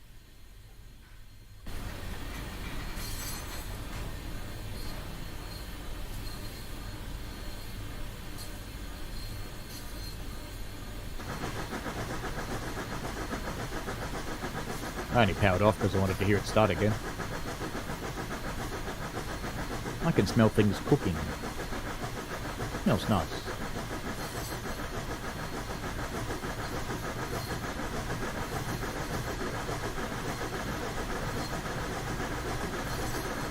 Well, I'll give you points for that, Rolliston Rails. I was actually thinking of the Durango and Silverton, but that's okay. But yeah, I think you're right.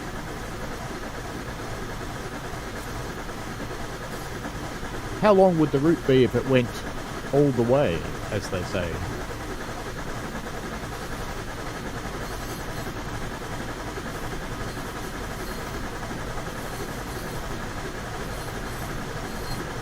Murad also with the points, because that was the answer I was after, but I'm quite happy to give Rolliston his answer as well, because it did go there.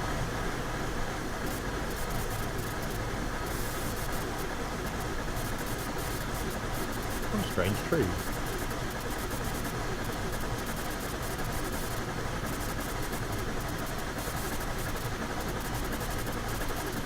NJT says 161.8 miles.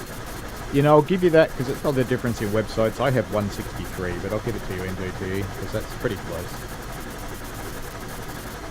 Is any of the rolling stock from this line preserved today?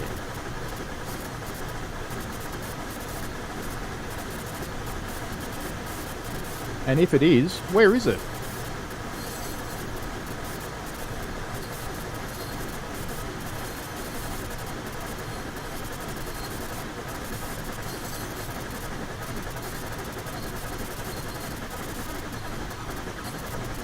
Hey, at least my bunkers are emptying. There's a bit of reality. NJT goes with the guess of yes, it's true, but where is it? The bulk of it's in one place.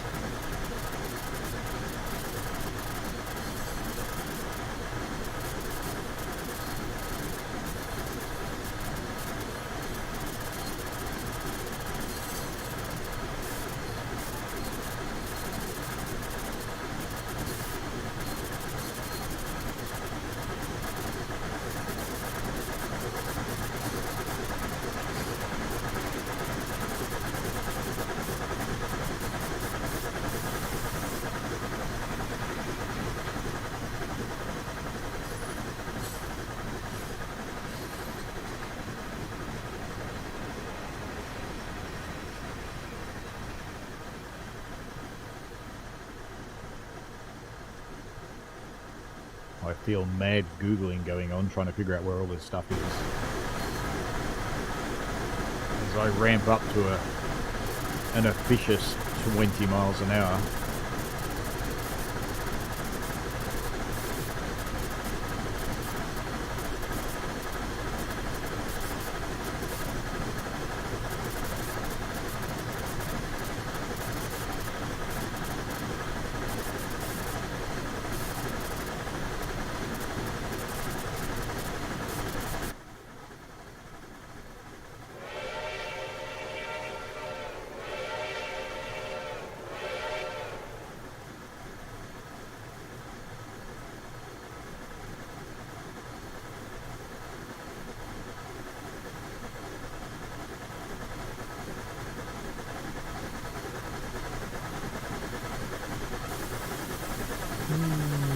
No, the bulk of it is not at Ridgeway. The bulk of it is in one place. There is some stuff at Ridgeway.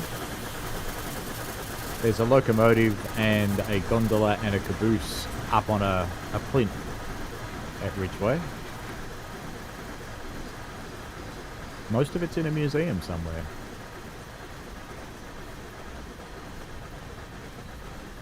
Why am I already slowing down? I don't want to slow down yet.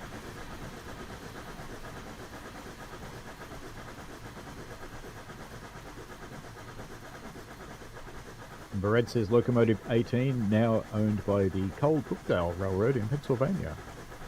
I didn't actually know that, so there you go. Yeah, the bulk of the collection is in a single museum. It is indeed the Colorado Railroad Museum. Surprise! In Golden, Colorado. It's a fine museum, actually. I strongly encourage you to go there if you're ever in the area.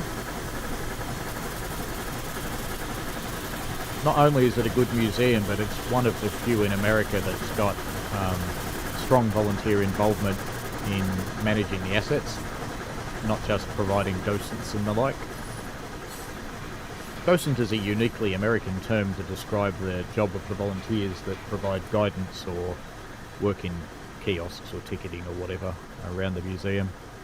But Golden's one of the ones where they let the volunteers actually play with things. There aren't many of those in America.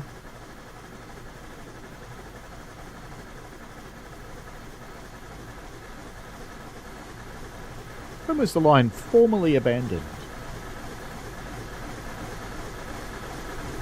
What year?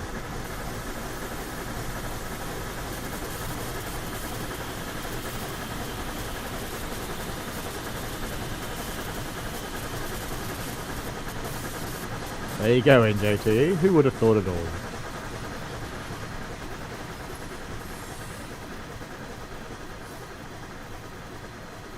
See you later, SIT.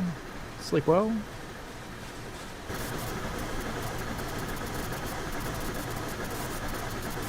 We're actually not that far off finishing this one, I think. No, it's not that much to do yet.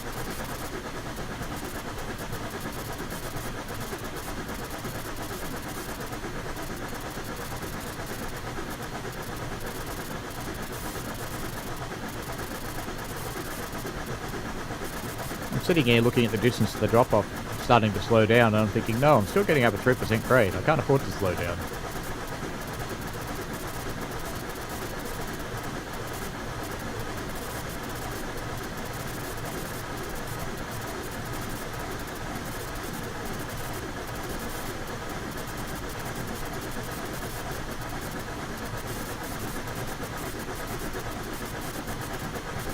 Almost coming up on the massive snow sheds that were destroyed by fire at one point.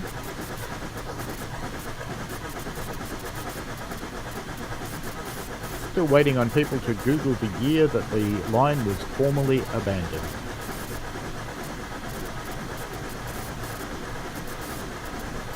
Not 2019, no.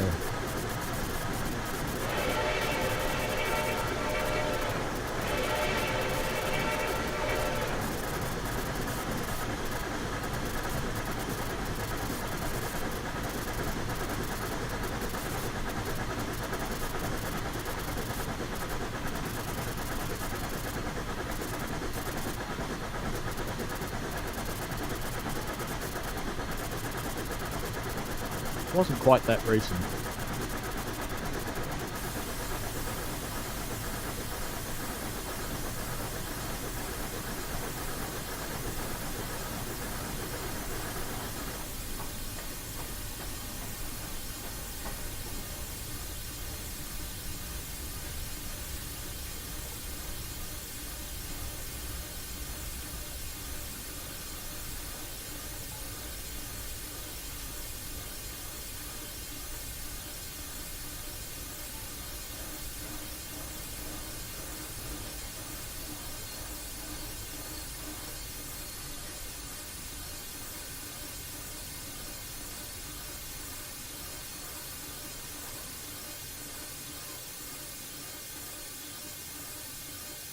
And NJT gets it.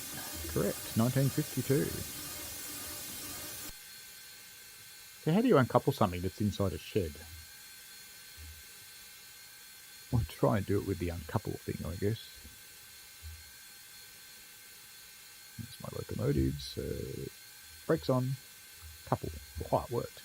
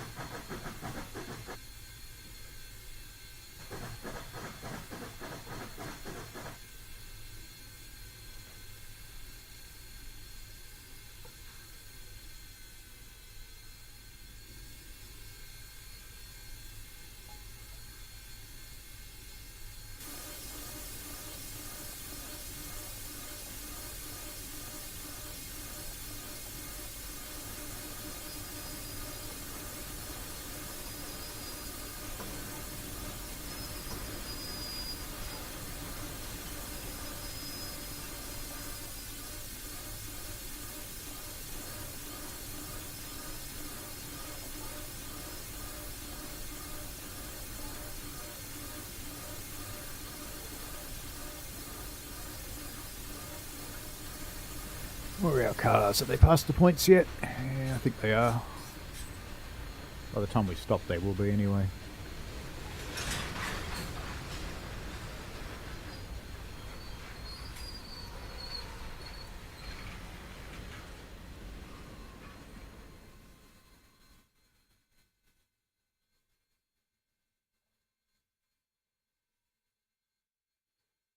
There we go, they have changed. Let's just see what the other ones are doing. That's correct.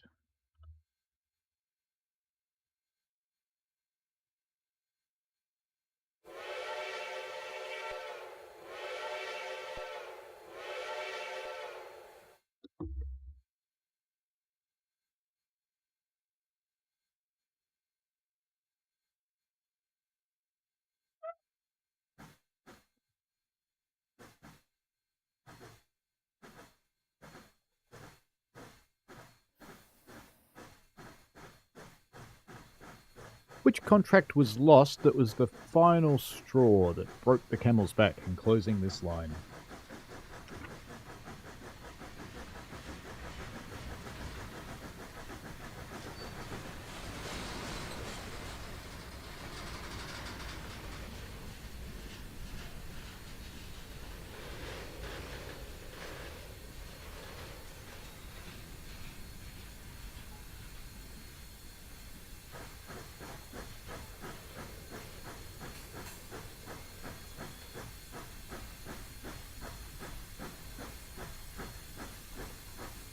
Sounds like pushing our sets up the hill at Belgrave, doesn't it, Mitch?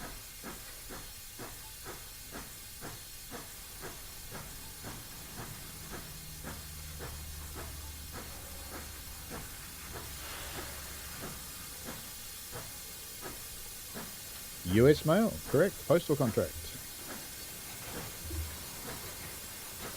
What style of locomotive is the K27?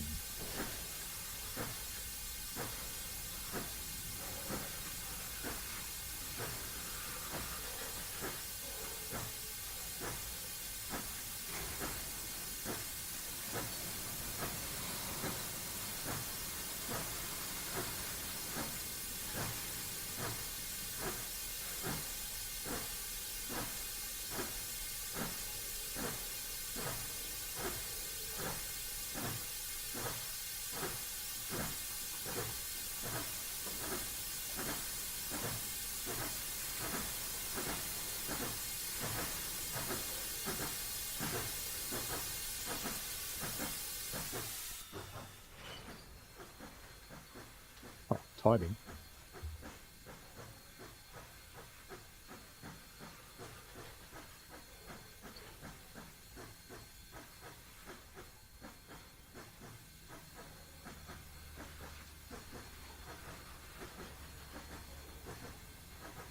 I'm trying to remember how many of these cars there were. Was there 3 or 4? Hello, Daniel Robert Jowett. How are you? Mikado NJT. Correct. That is what I was looking for. Did the RGS ever have passenger operations?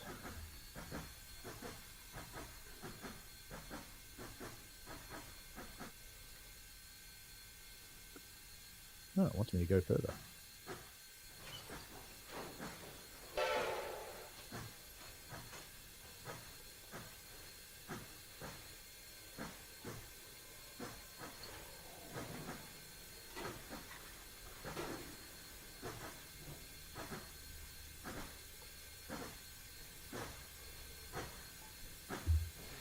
NJT is correct. At some point, yes, they did.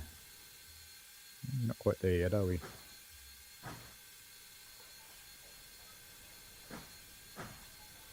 Talk about making things difficult.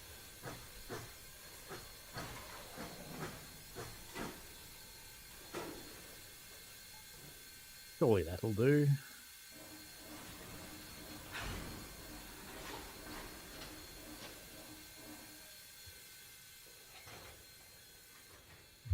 Put some handbrakes on, because we're in the mountains.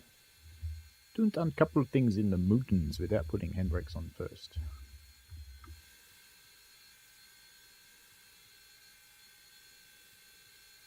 According to that, we don't uncouple things at all. Gonna have to give it a shove, I think. So, there we go. Now I should be able to do it. Come on. Oh, I'd almost let go. Come on.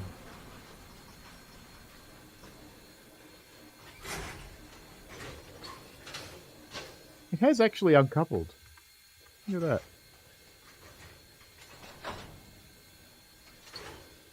There we go. Now we've got it.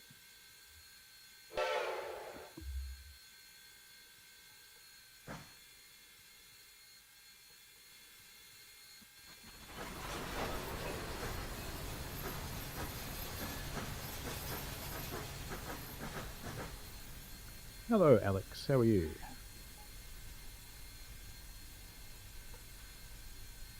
And they did use the geese. And in fact, that was the next question. Well done, Brad. The line runs through, or at least near, 2 national forests. What are they?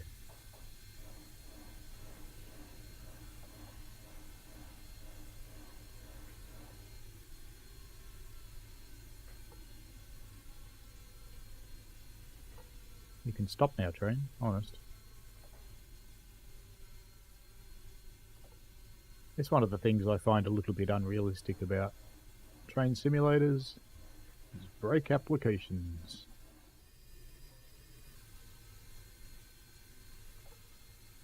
Now you're going to stop eventually. Let's go in here and set these points. And we can go back and get our Caboossasaurus.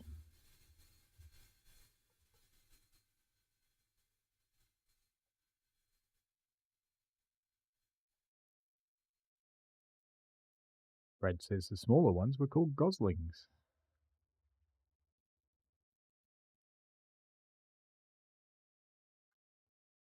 There we go, we'll stand in here.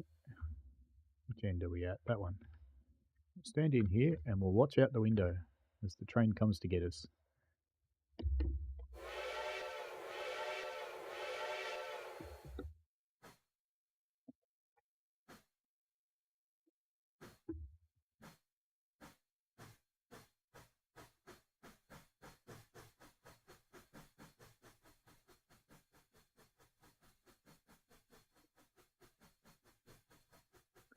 The Rio Grande National Forest. No. We'll leave that one for a little while. You can figure out how to find it. It's not that hard. The main freight of the railroad was silver in the early years. Or silver ore, anyway. What other freight did it carry?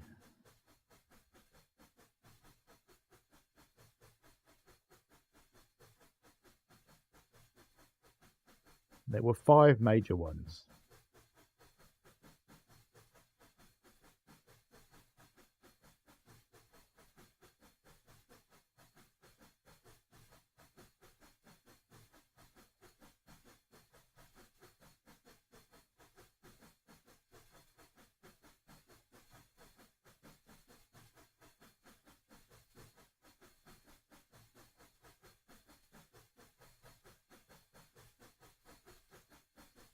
Mail is not a freight.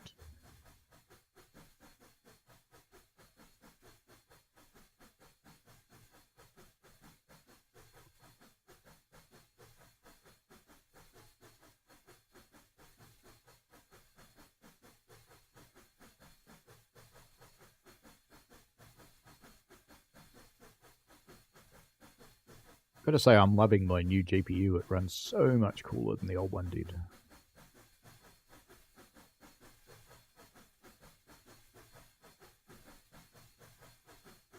Brakeman patiently waiting for his train to come back.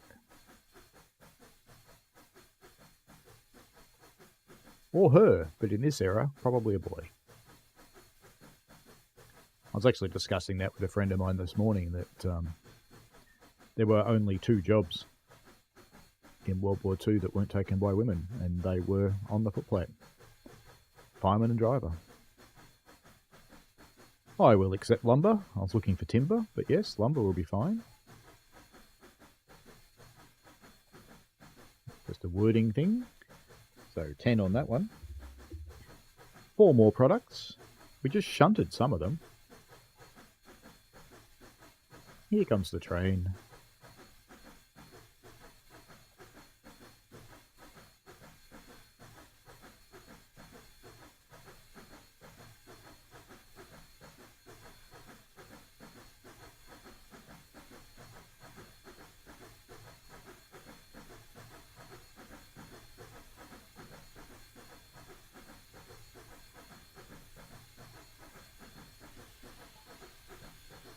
Yes to coal. Coal and coke, in fact, Brad.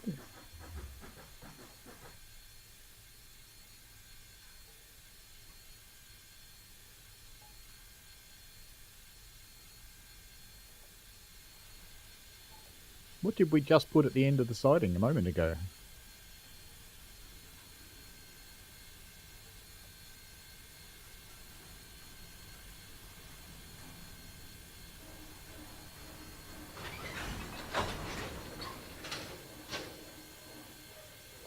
You're now ready to continue to recode, but I'm not, because I have to do this. Otherwise it's going to get really hot.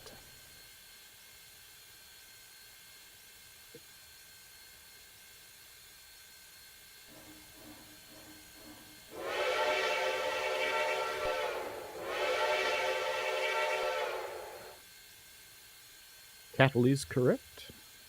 And Brad got it first, I think. I'm looking for 2 more.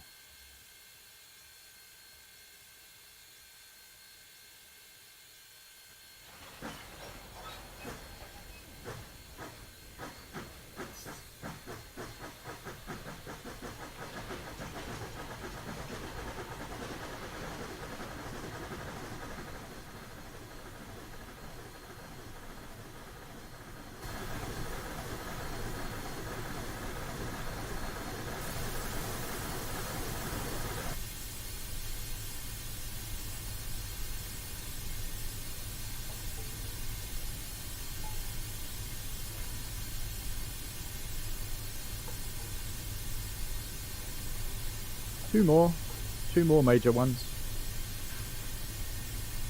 One of them was used to make wristwatches glow in the dark.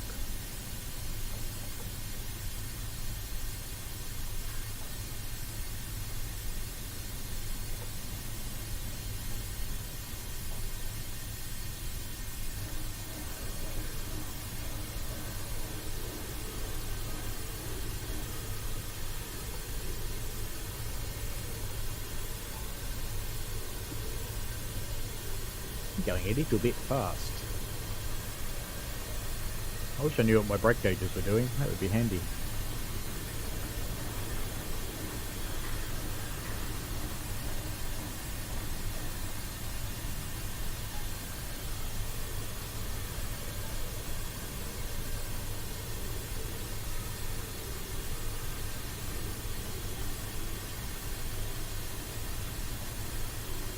I don't think I've ever used uranium in a watch face, but close.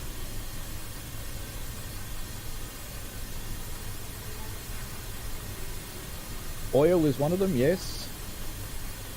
Uranium, not a major thing. That's better, my brakes are finally doing something.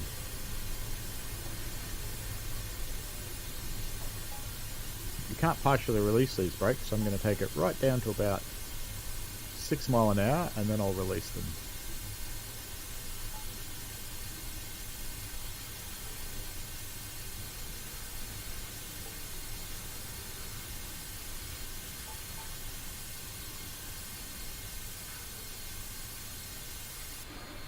Yeah, the other product was actually vanadium. Radium and vanadium are the glowy stuff, yes. Do we give points for Stefan? Tritium? Good God, I wouldn't want to put that on my wrist.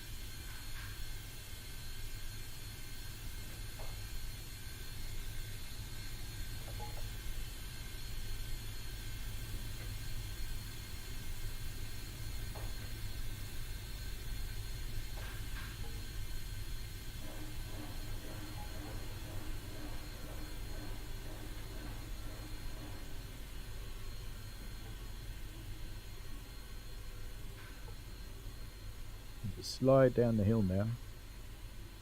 No points for Stefan. Alright, it was vanadium. There was also quarry products. Who was appointed receiver of the bankrupt RGS in 1938?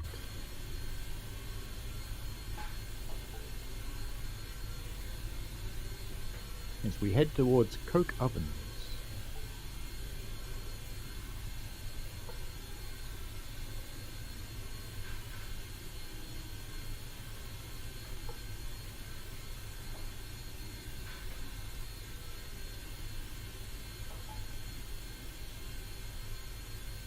I'm not aware of any fish fans, Brad MacArthur, but if there were some, Matt Peddleston would have got them into the lake.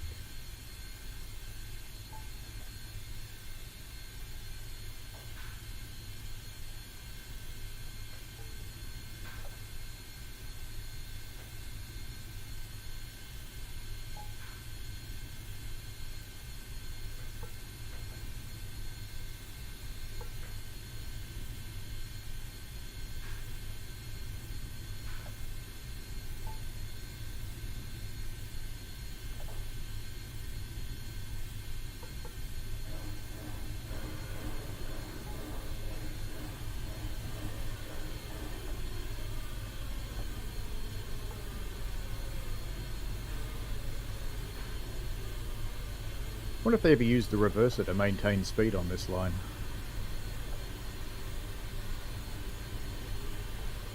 You may see a weird screen turn up. No, turn up on the other screen. All good.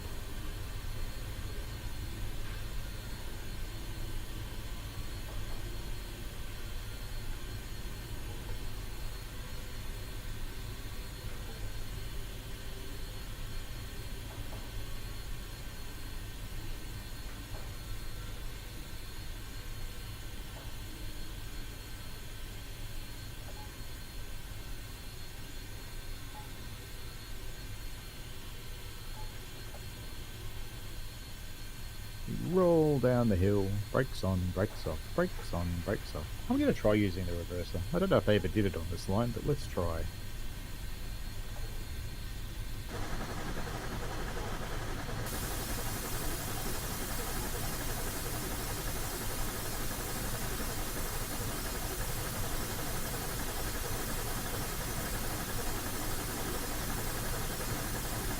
Well, it's working. So the model supports it. Don't know if you meant to do this though.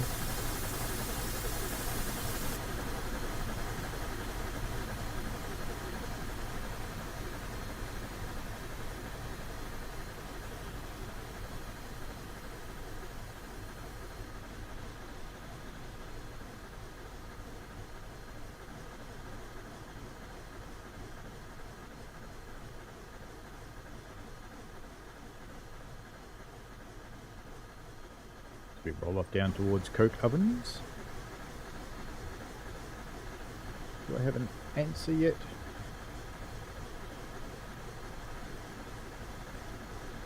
Hello, Railwork Kid 99. Edward Turner Jeffrey. Ah, I have a receiver of Victor Miller. Maybe it happened more than once. I'll give you the point spread. You clearly looked it up somewhere. It's not a name you'd make up. Another local railroad headhunted the Superintendent W.D. Lee from the RGS. Which railroad was it?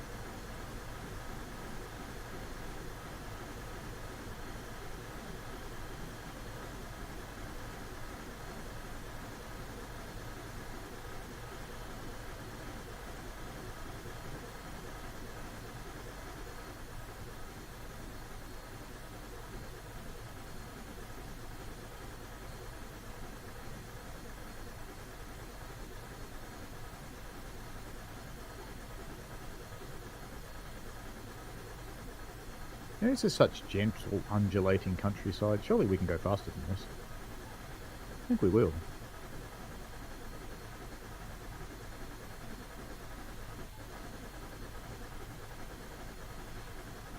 Well, Durango and Silverton's what it's called now, but what was it called then?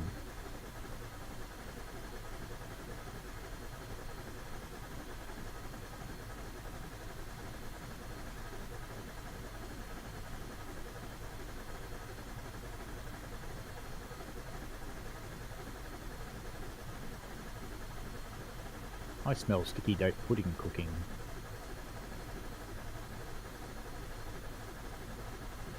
It smells very nice.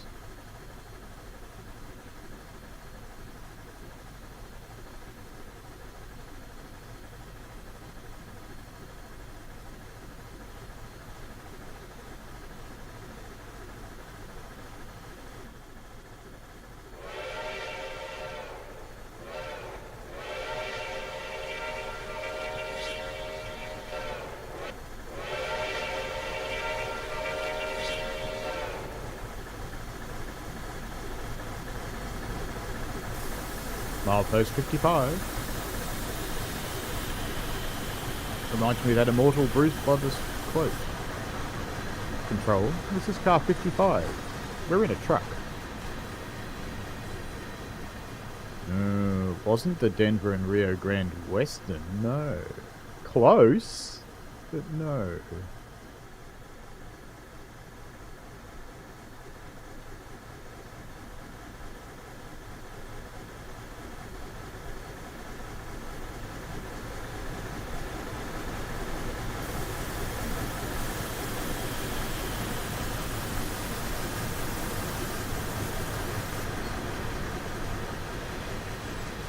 Almost going at light speed for this line. Double the speed limit. Impressive.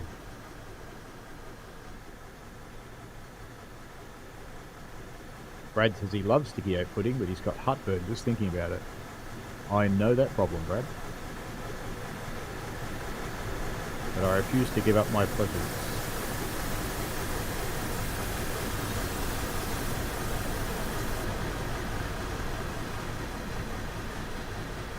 I see a trestle bridge. Gratuitous bridge shot coming up. Oh shit, I better slow down for this. Or we're doomed. Doomed, I tell you.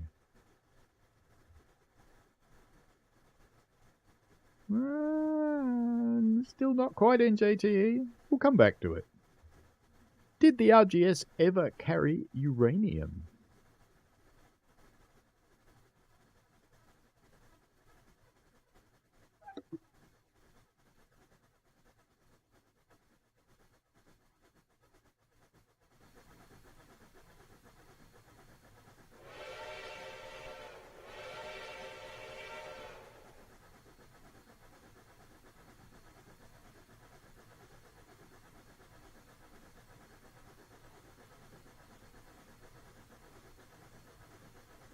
Good enough answer, sort of.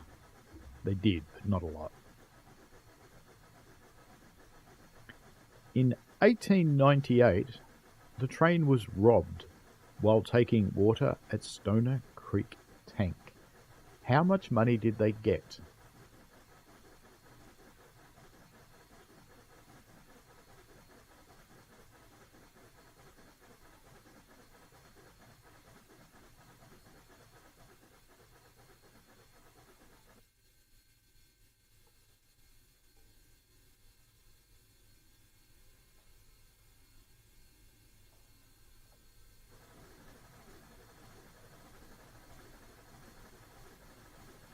So in details again, in 1898, the train was robbed while taking water at Stoner Creek Tank. How much money did they get?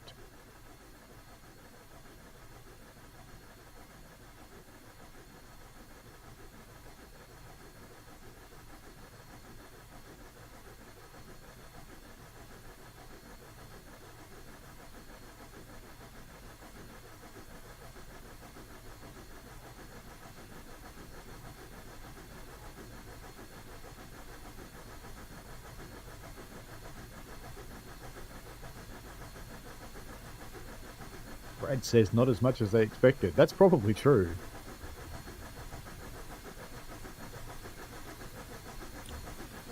No, it wasn't the Silverton Railroad.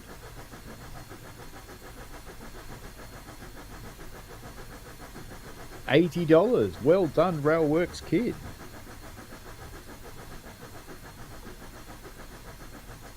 How much could they have gotten?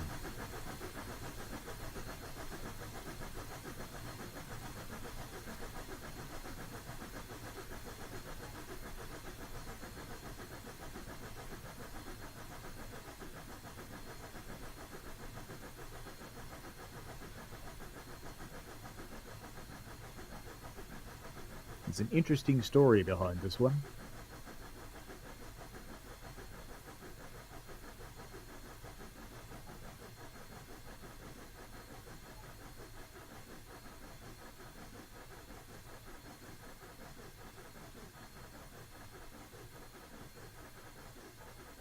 They were basically respectful of women, these robbers.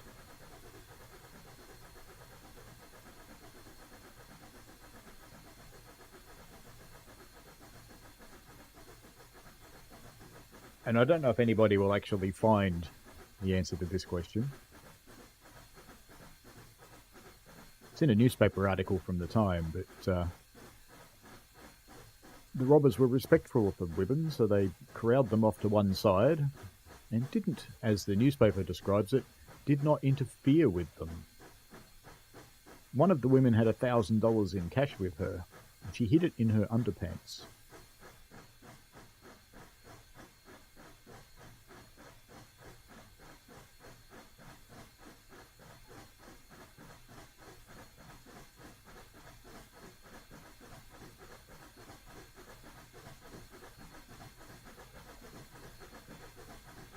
Were derailments and accidents common on the RGS?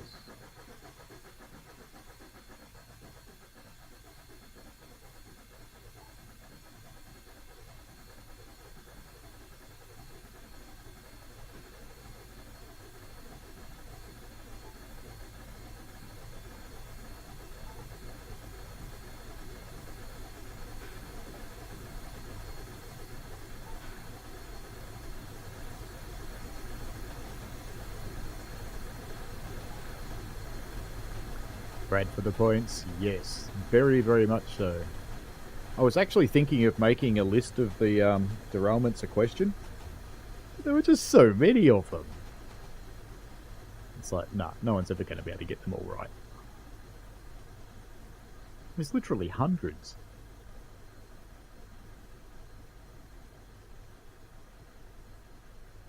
Ooh, we're getting a bit quick again, aren't we? Naughty driver.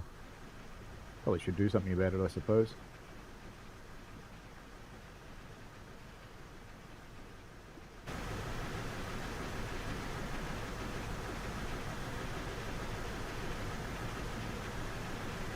We should do something else about it, or we're not going to make it.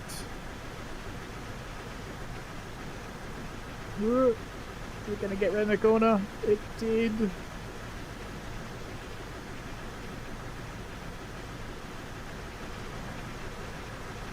Well, Mr. Gratuitous bridge shot. And a level crossing.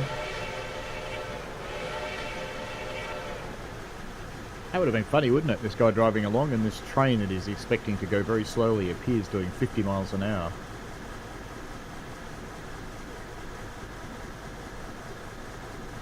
And it's quite possible. There were quite a few train robberies, Brad. Brad was saying that Butch Cassidy robbed a train at Telluride, a relatively famous train robber. Or just a relatively famous knob. I don't know why we glorify all of these criminals, but we tend to.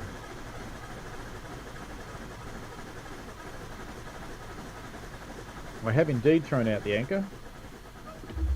I put all the brakes on. There we go, we're back to normal now. It was pretty spicy while it lasted. See? Just talking about derailments, and we almost had one. Just wait for it to charge the train up. It'll eventually get moving again. There it goes.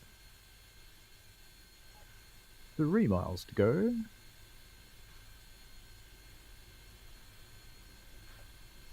We still have the 2 forests that it went through, which are now higher points.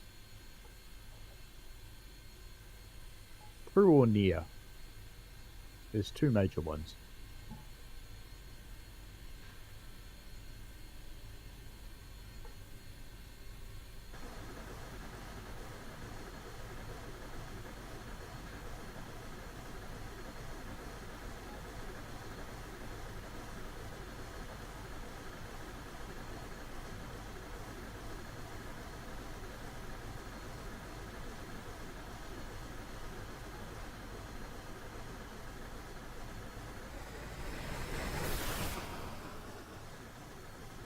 Mini trestle shot.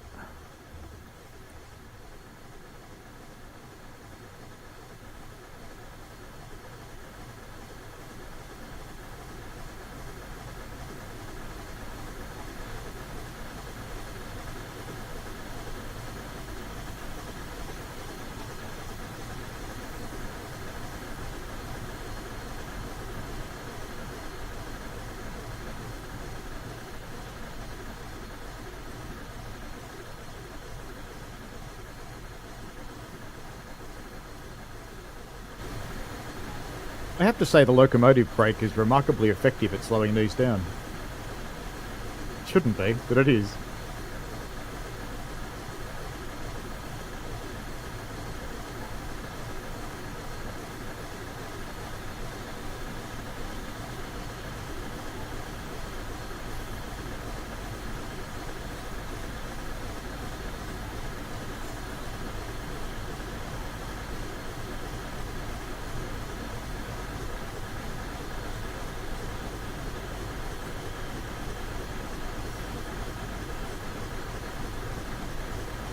NJT's got it.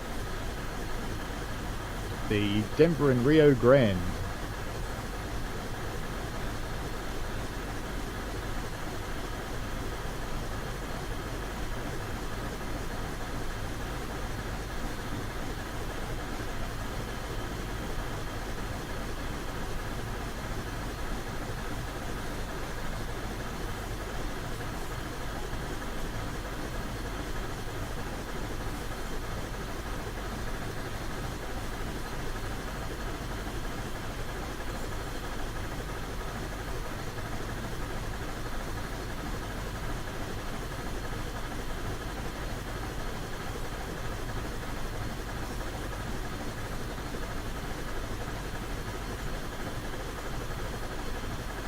just being reminded I have to go soon.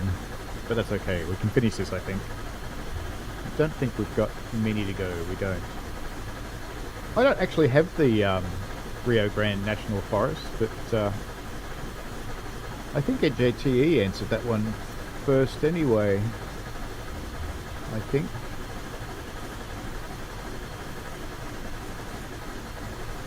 I kind of want to say the Rio Grande National Forest is actually on the other line, Durango Silverton. Not this one.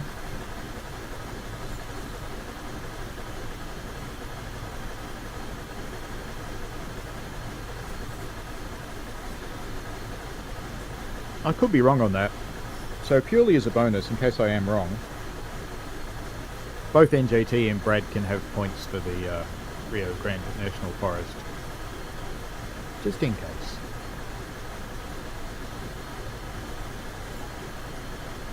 There's two other forests that I found.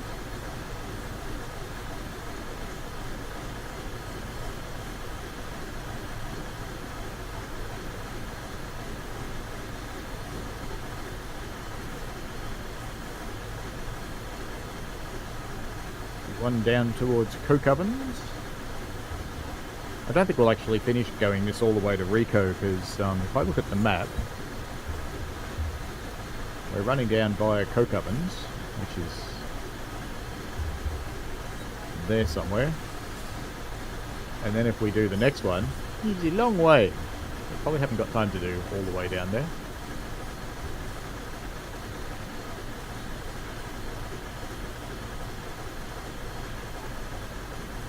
I just need to set up a sound channel,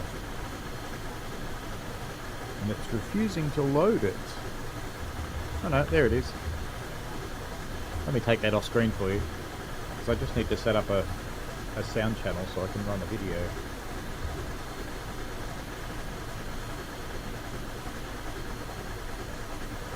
And I will queue up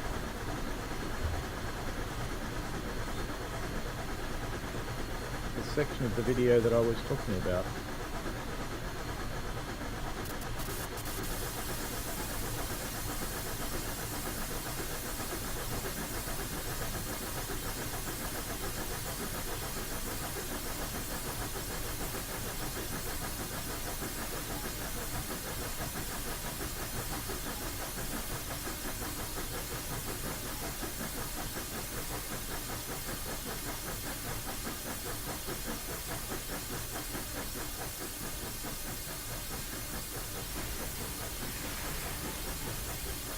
Just while that's running there, let's have a quick look at this. This was that video. Thanks for Mitch for finding it.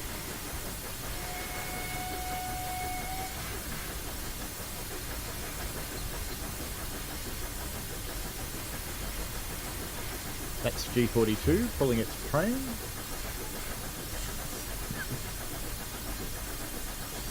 And in a moment we'll see the video about the motion that I was telling people about.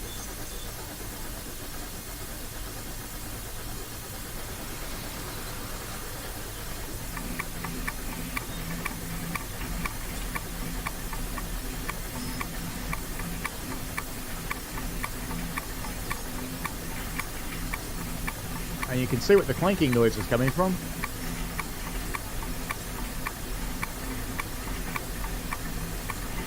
That's enough of that. I'll move that onto the train sim channel and people can see it.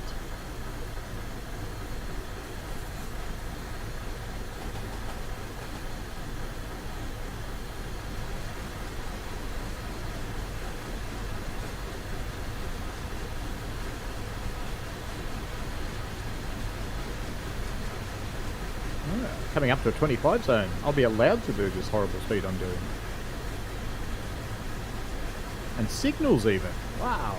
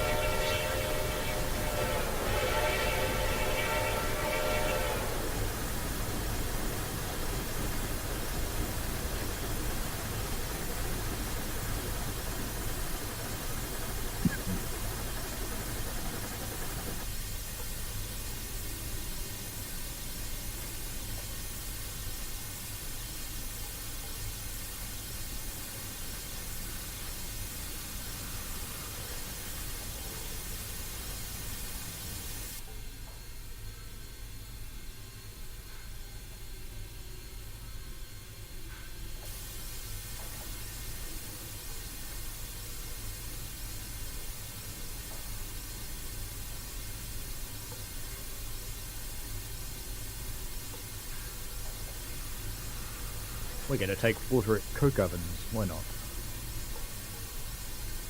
And that will actually be where I stop for today. So next week will be Midland. Let's stop that poll because that looks quite promising.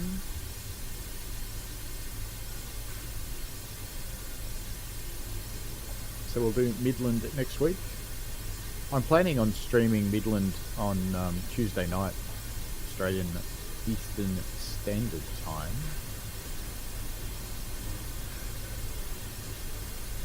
I'll have to work out the exact time that I'm going to do that.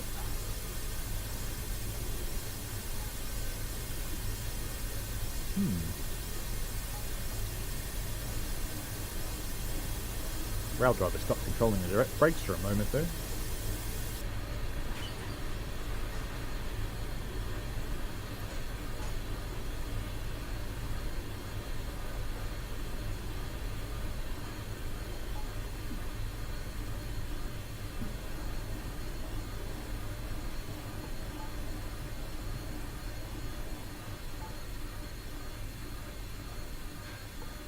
Well done, Brad. I knew you'd get there.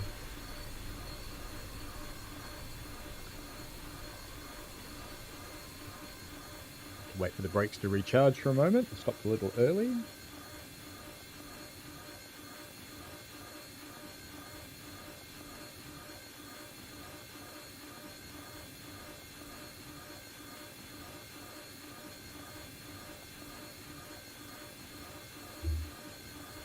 Those forests went on for so long they became super points questions, and that's it for the quiz today. I think we covered everything. I think there might have been one that we actually skipped, but I think that's because we already had the answer. So I shall start adding them up.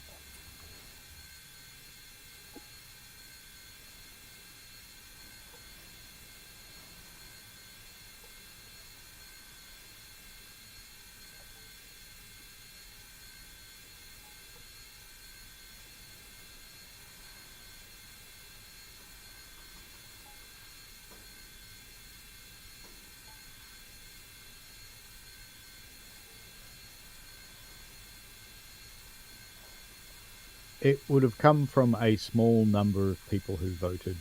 So there's 25 votes. It's an odd number.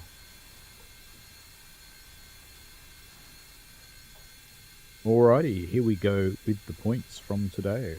Railworks Kid, 10. CT, 10. Rolliston Rails, 20.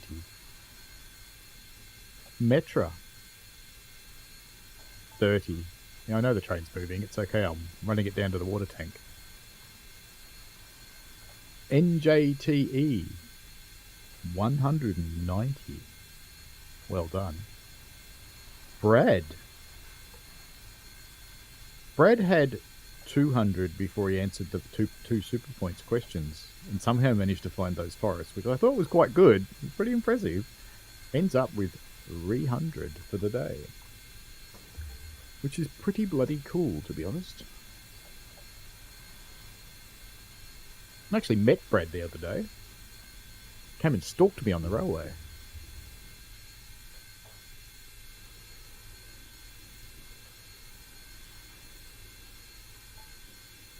Just using the locomotive brake because there's not much gradient here. See if we can get it in the right place to take some water. Just check I'm not going to derail on these points. No, they're fine. Alright. It's either going to stop in the right place or I'm going to put the water between the two locomotives. Go!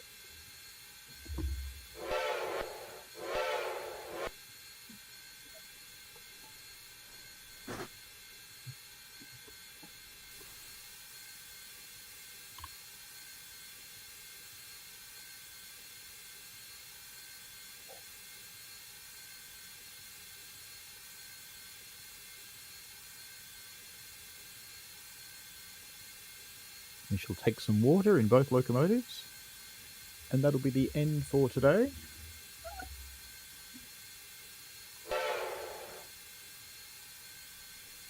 We can just watch them drive off into the sunset.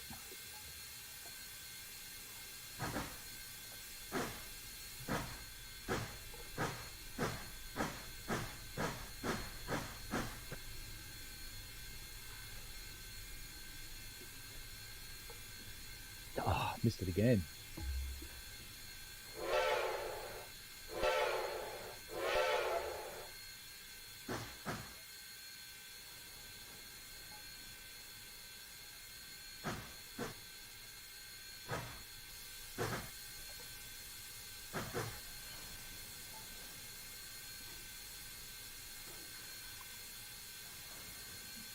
Nah, near enough. What are we doing in there? Oh, we can ride in here. Who knew? Well, why didn't I do that before? You can see we are taking water down there. Very good.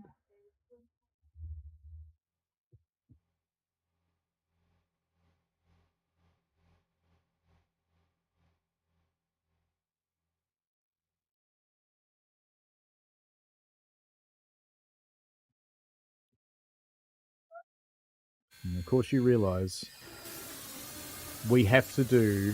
Oops. Yeah, too much. One final gratuitous bridge shot.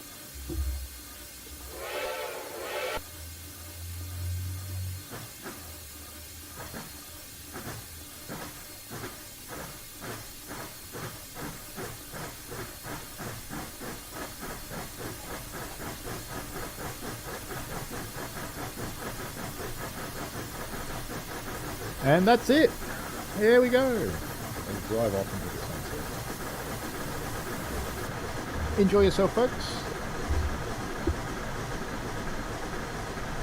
We shall see you, if I see you on the Tuesday night stream for me, for Midlands, and next weekend for Midland as well. And I'll probably find a time to do Tokyo during the week too, somewhere. My wife's telling me, standing at the door, that she's going. Very good. She's being very helpful. Alright folks, have fun. So I'll see you on the next one. Thank you very much for watching. Thanks for joining in, and congratulations on the quiz wins. See you later. Bye now. Thanks for watching, folks. I hope you enjoyed it. I always like to get your feedback in the form of likes and comments because they help me understand what you want. Give the channel a subscribe and click on the tinkly things so you don't miss out on any new stuff. And thanks for your ongoing support. And please, be safe out there.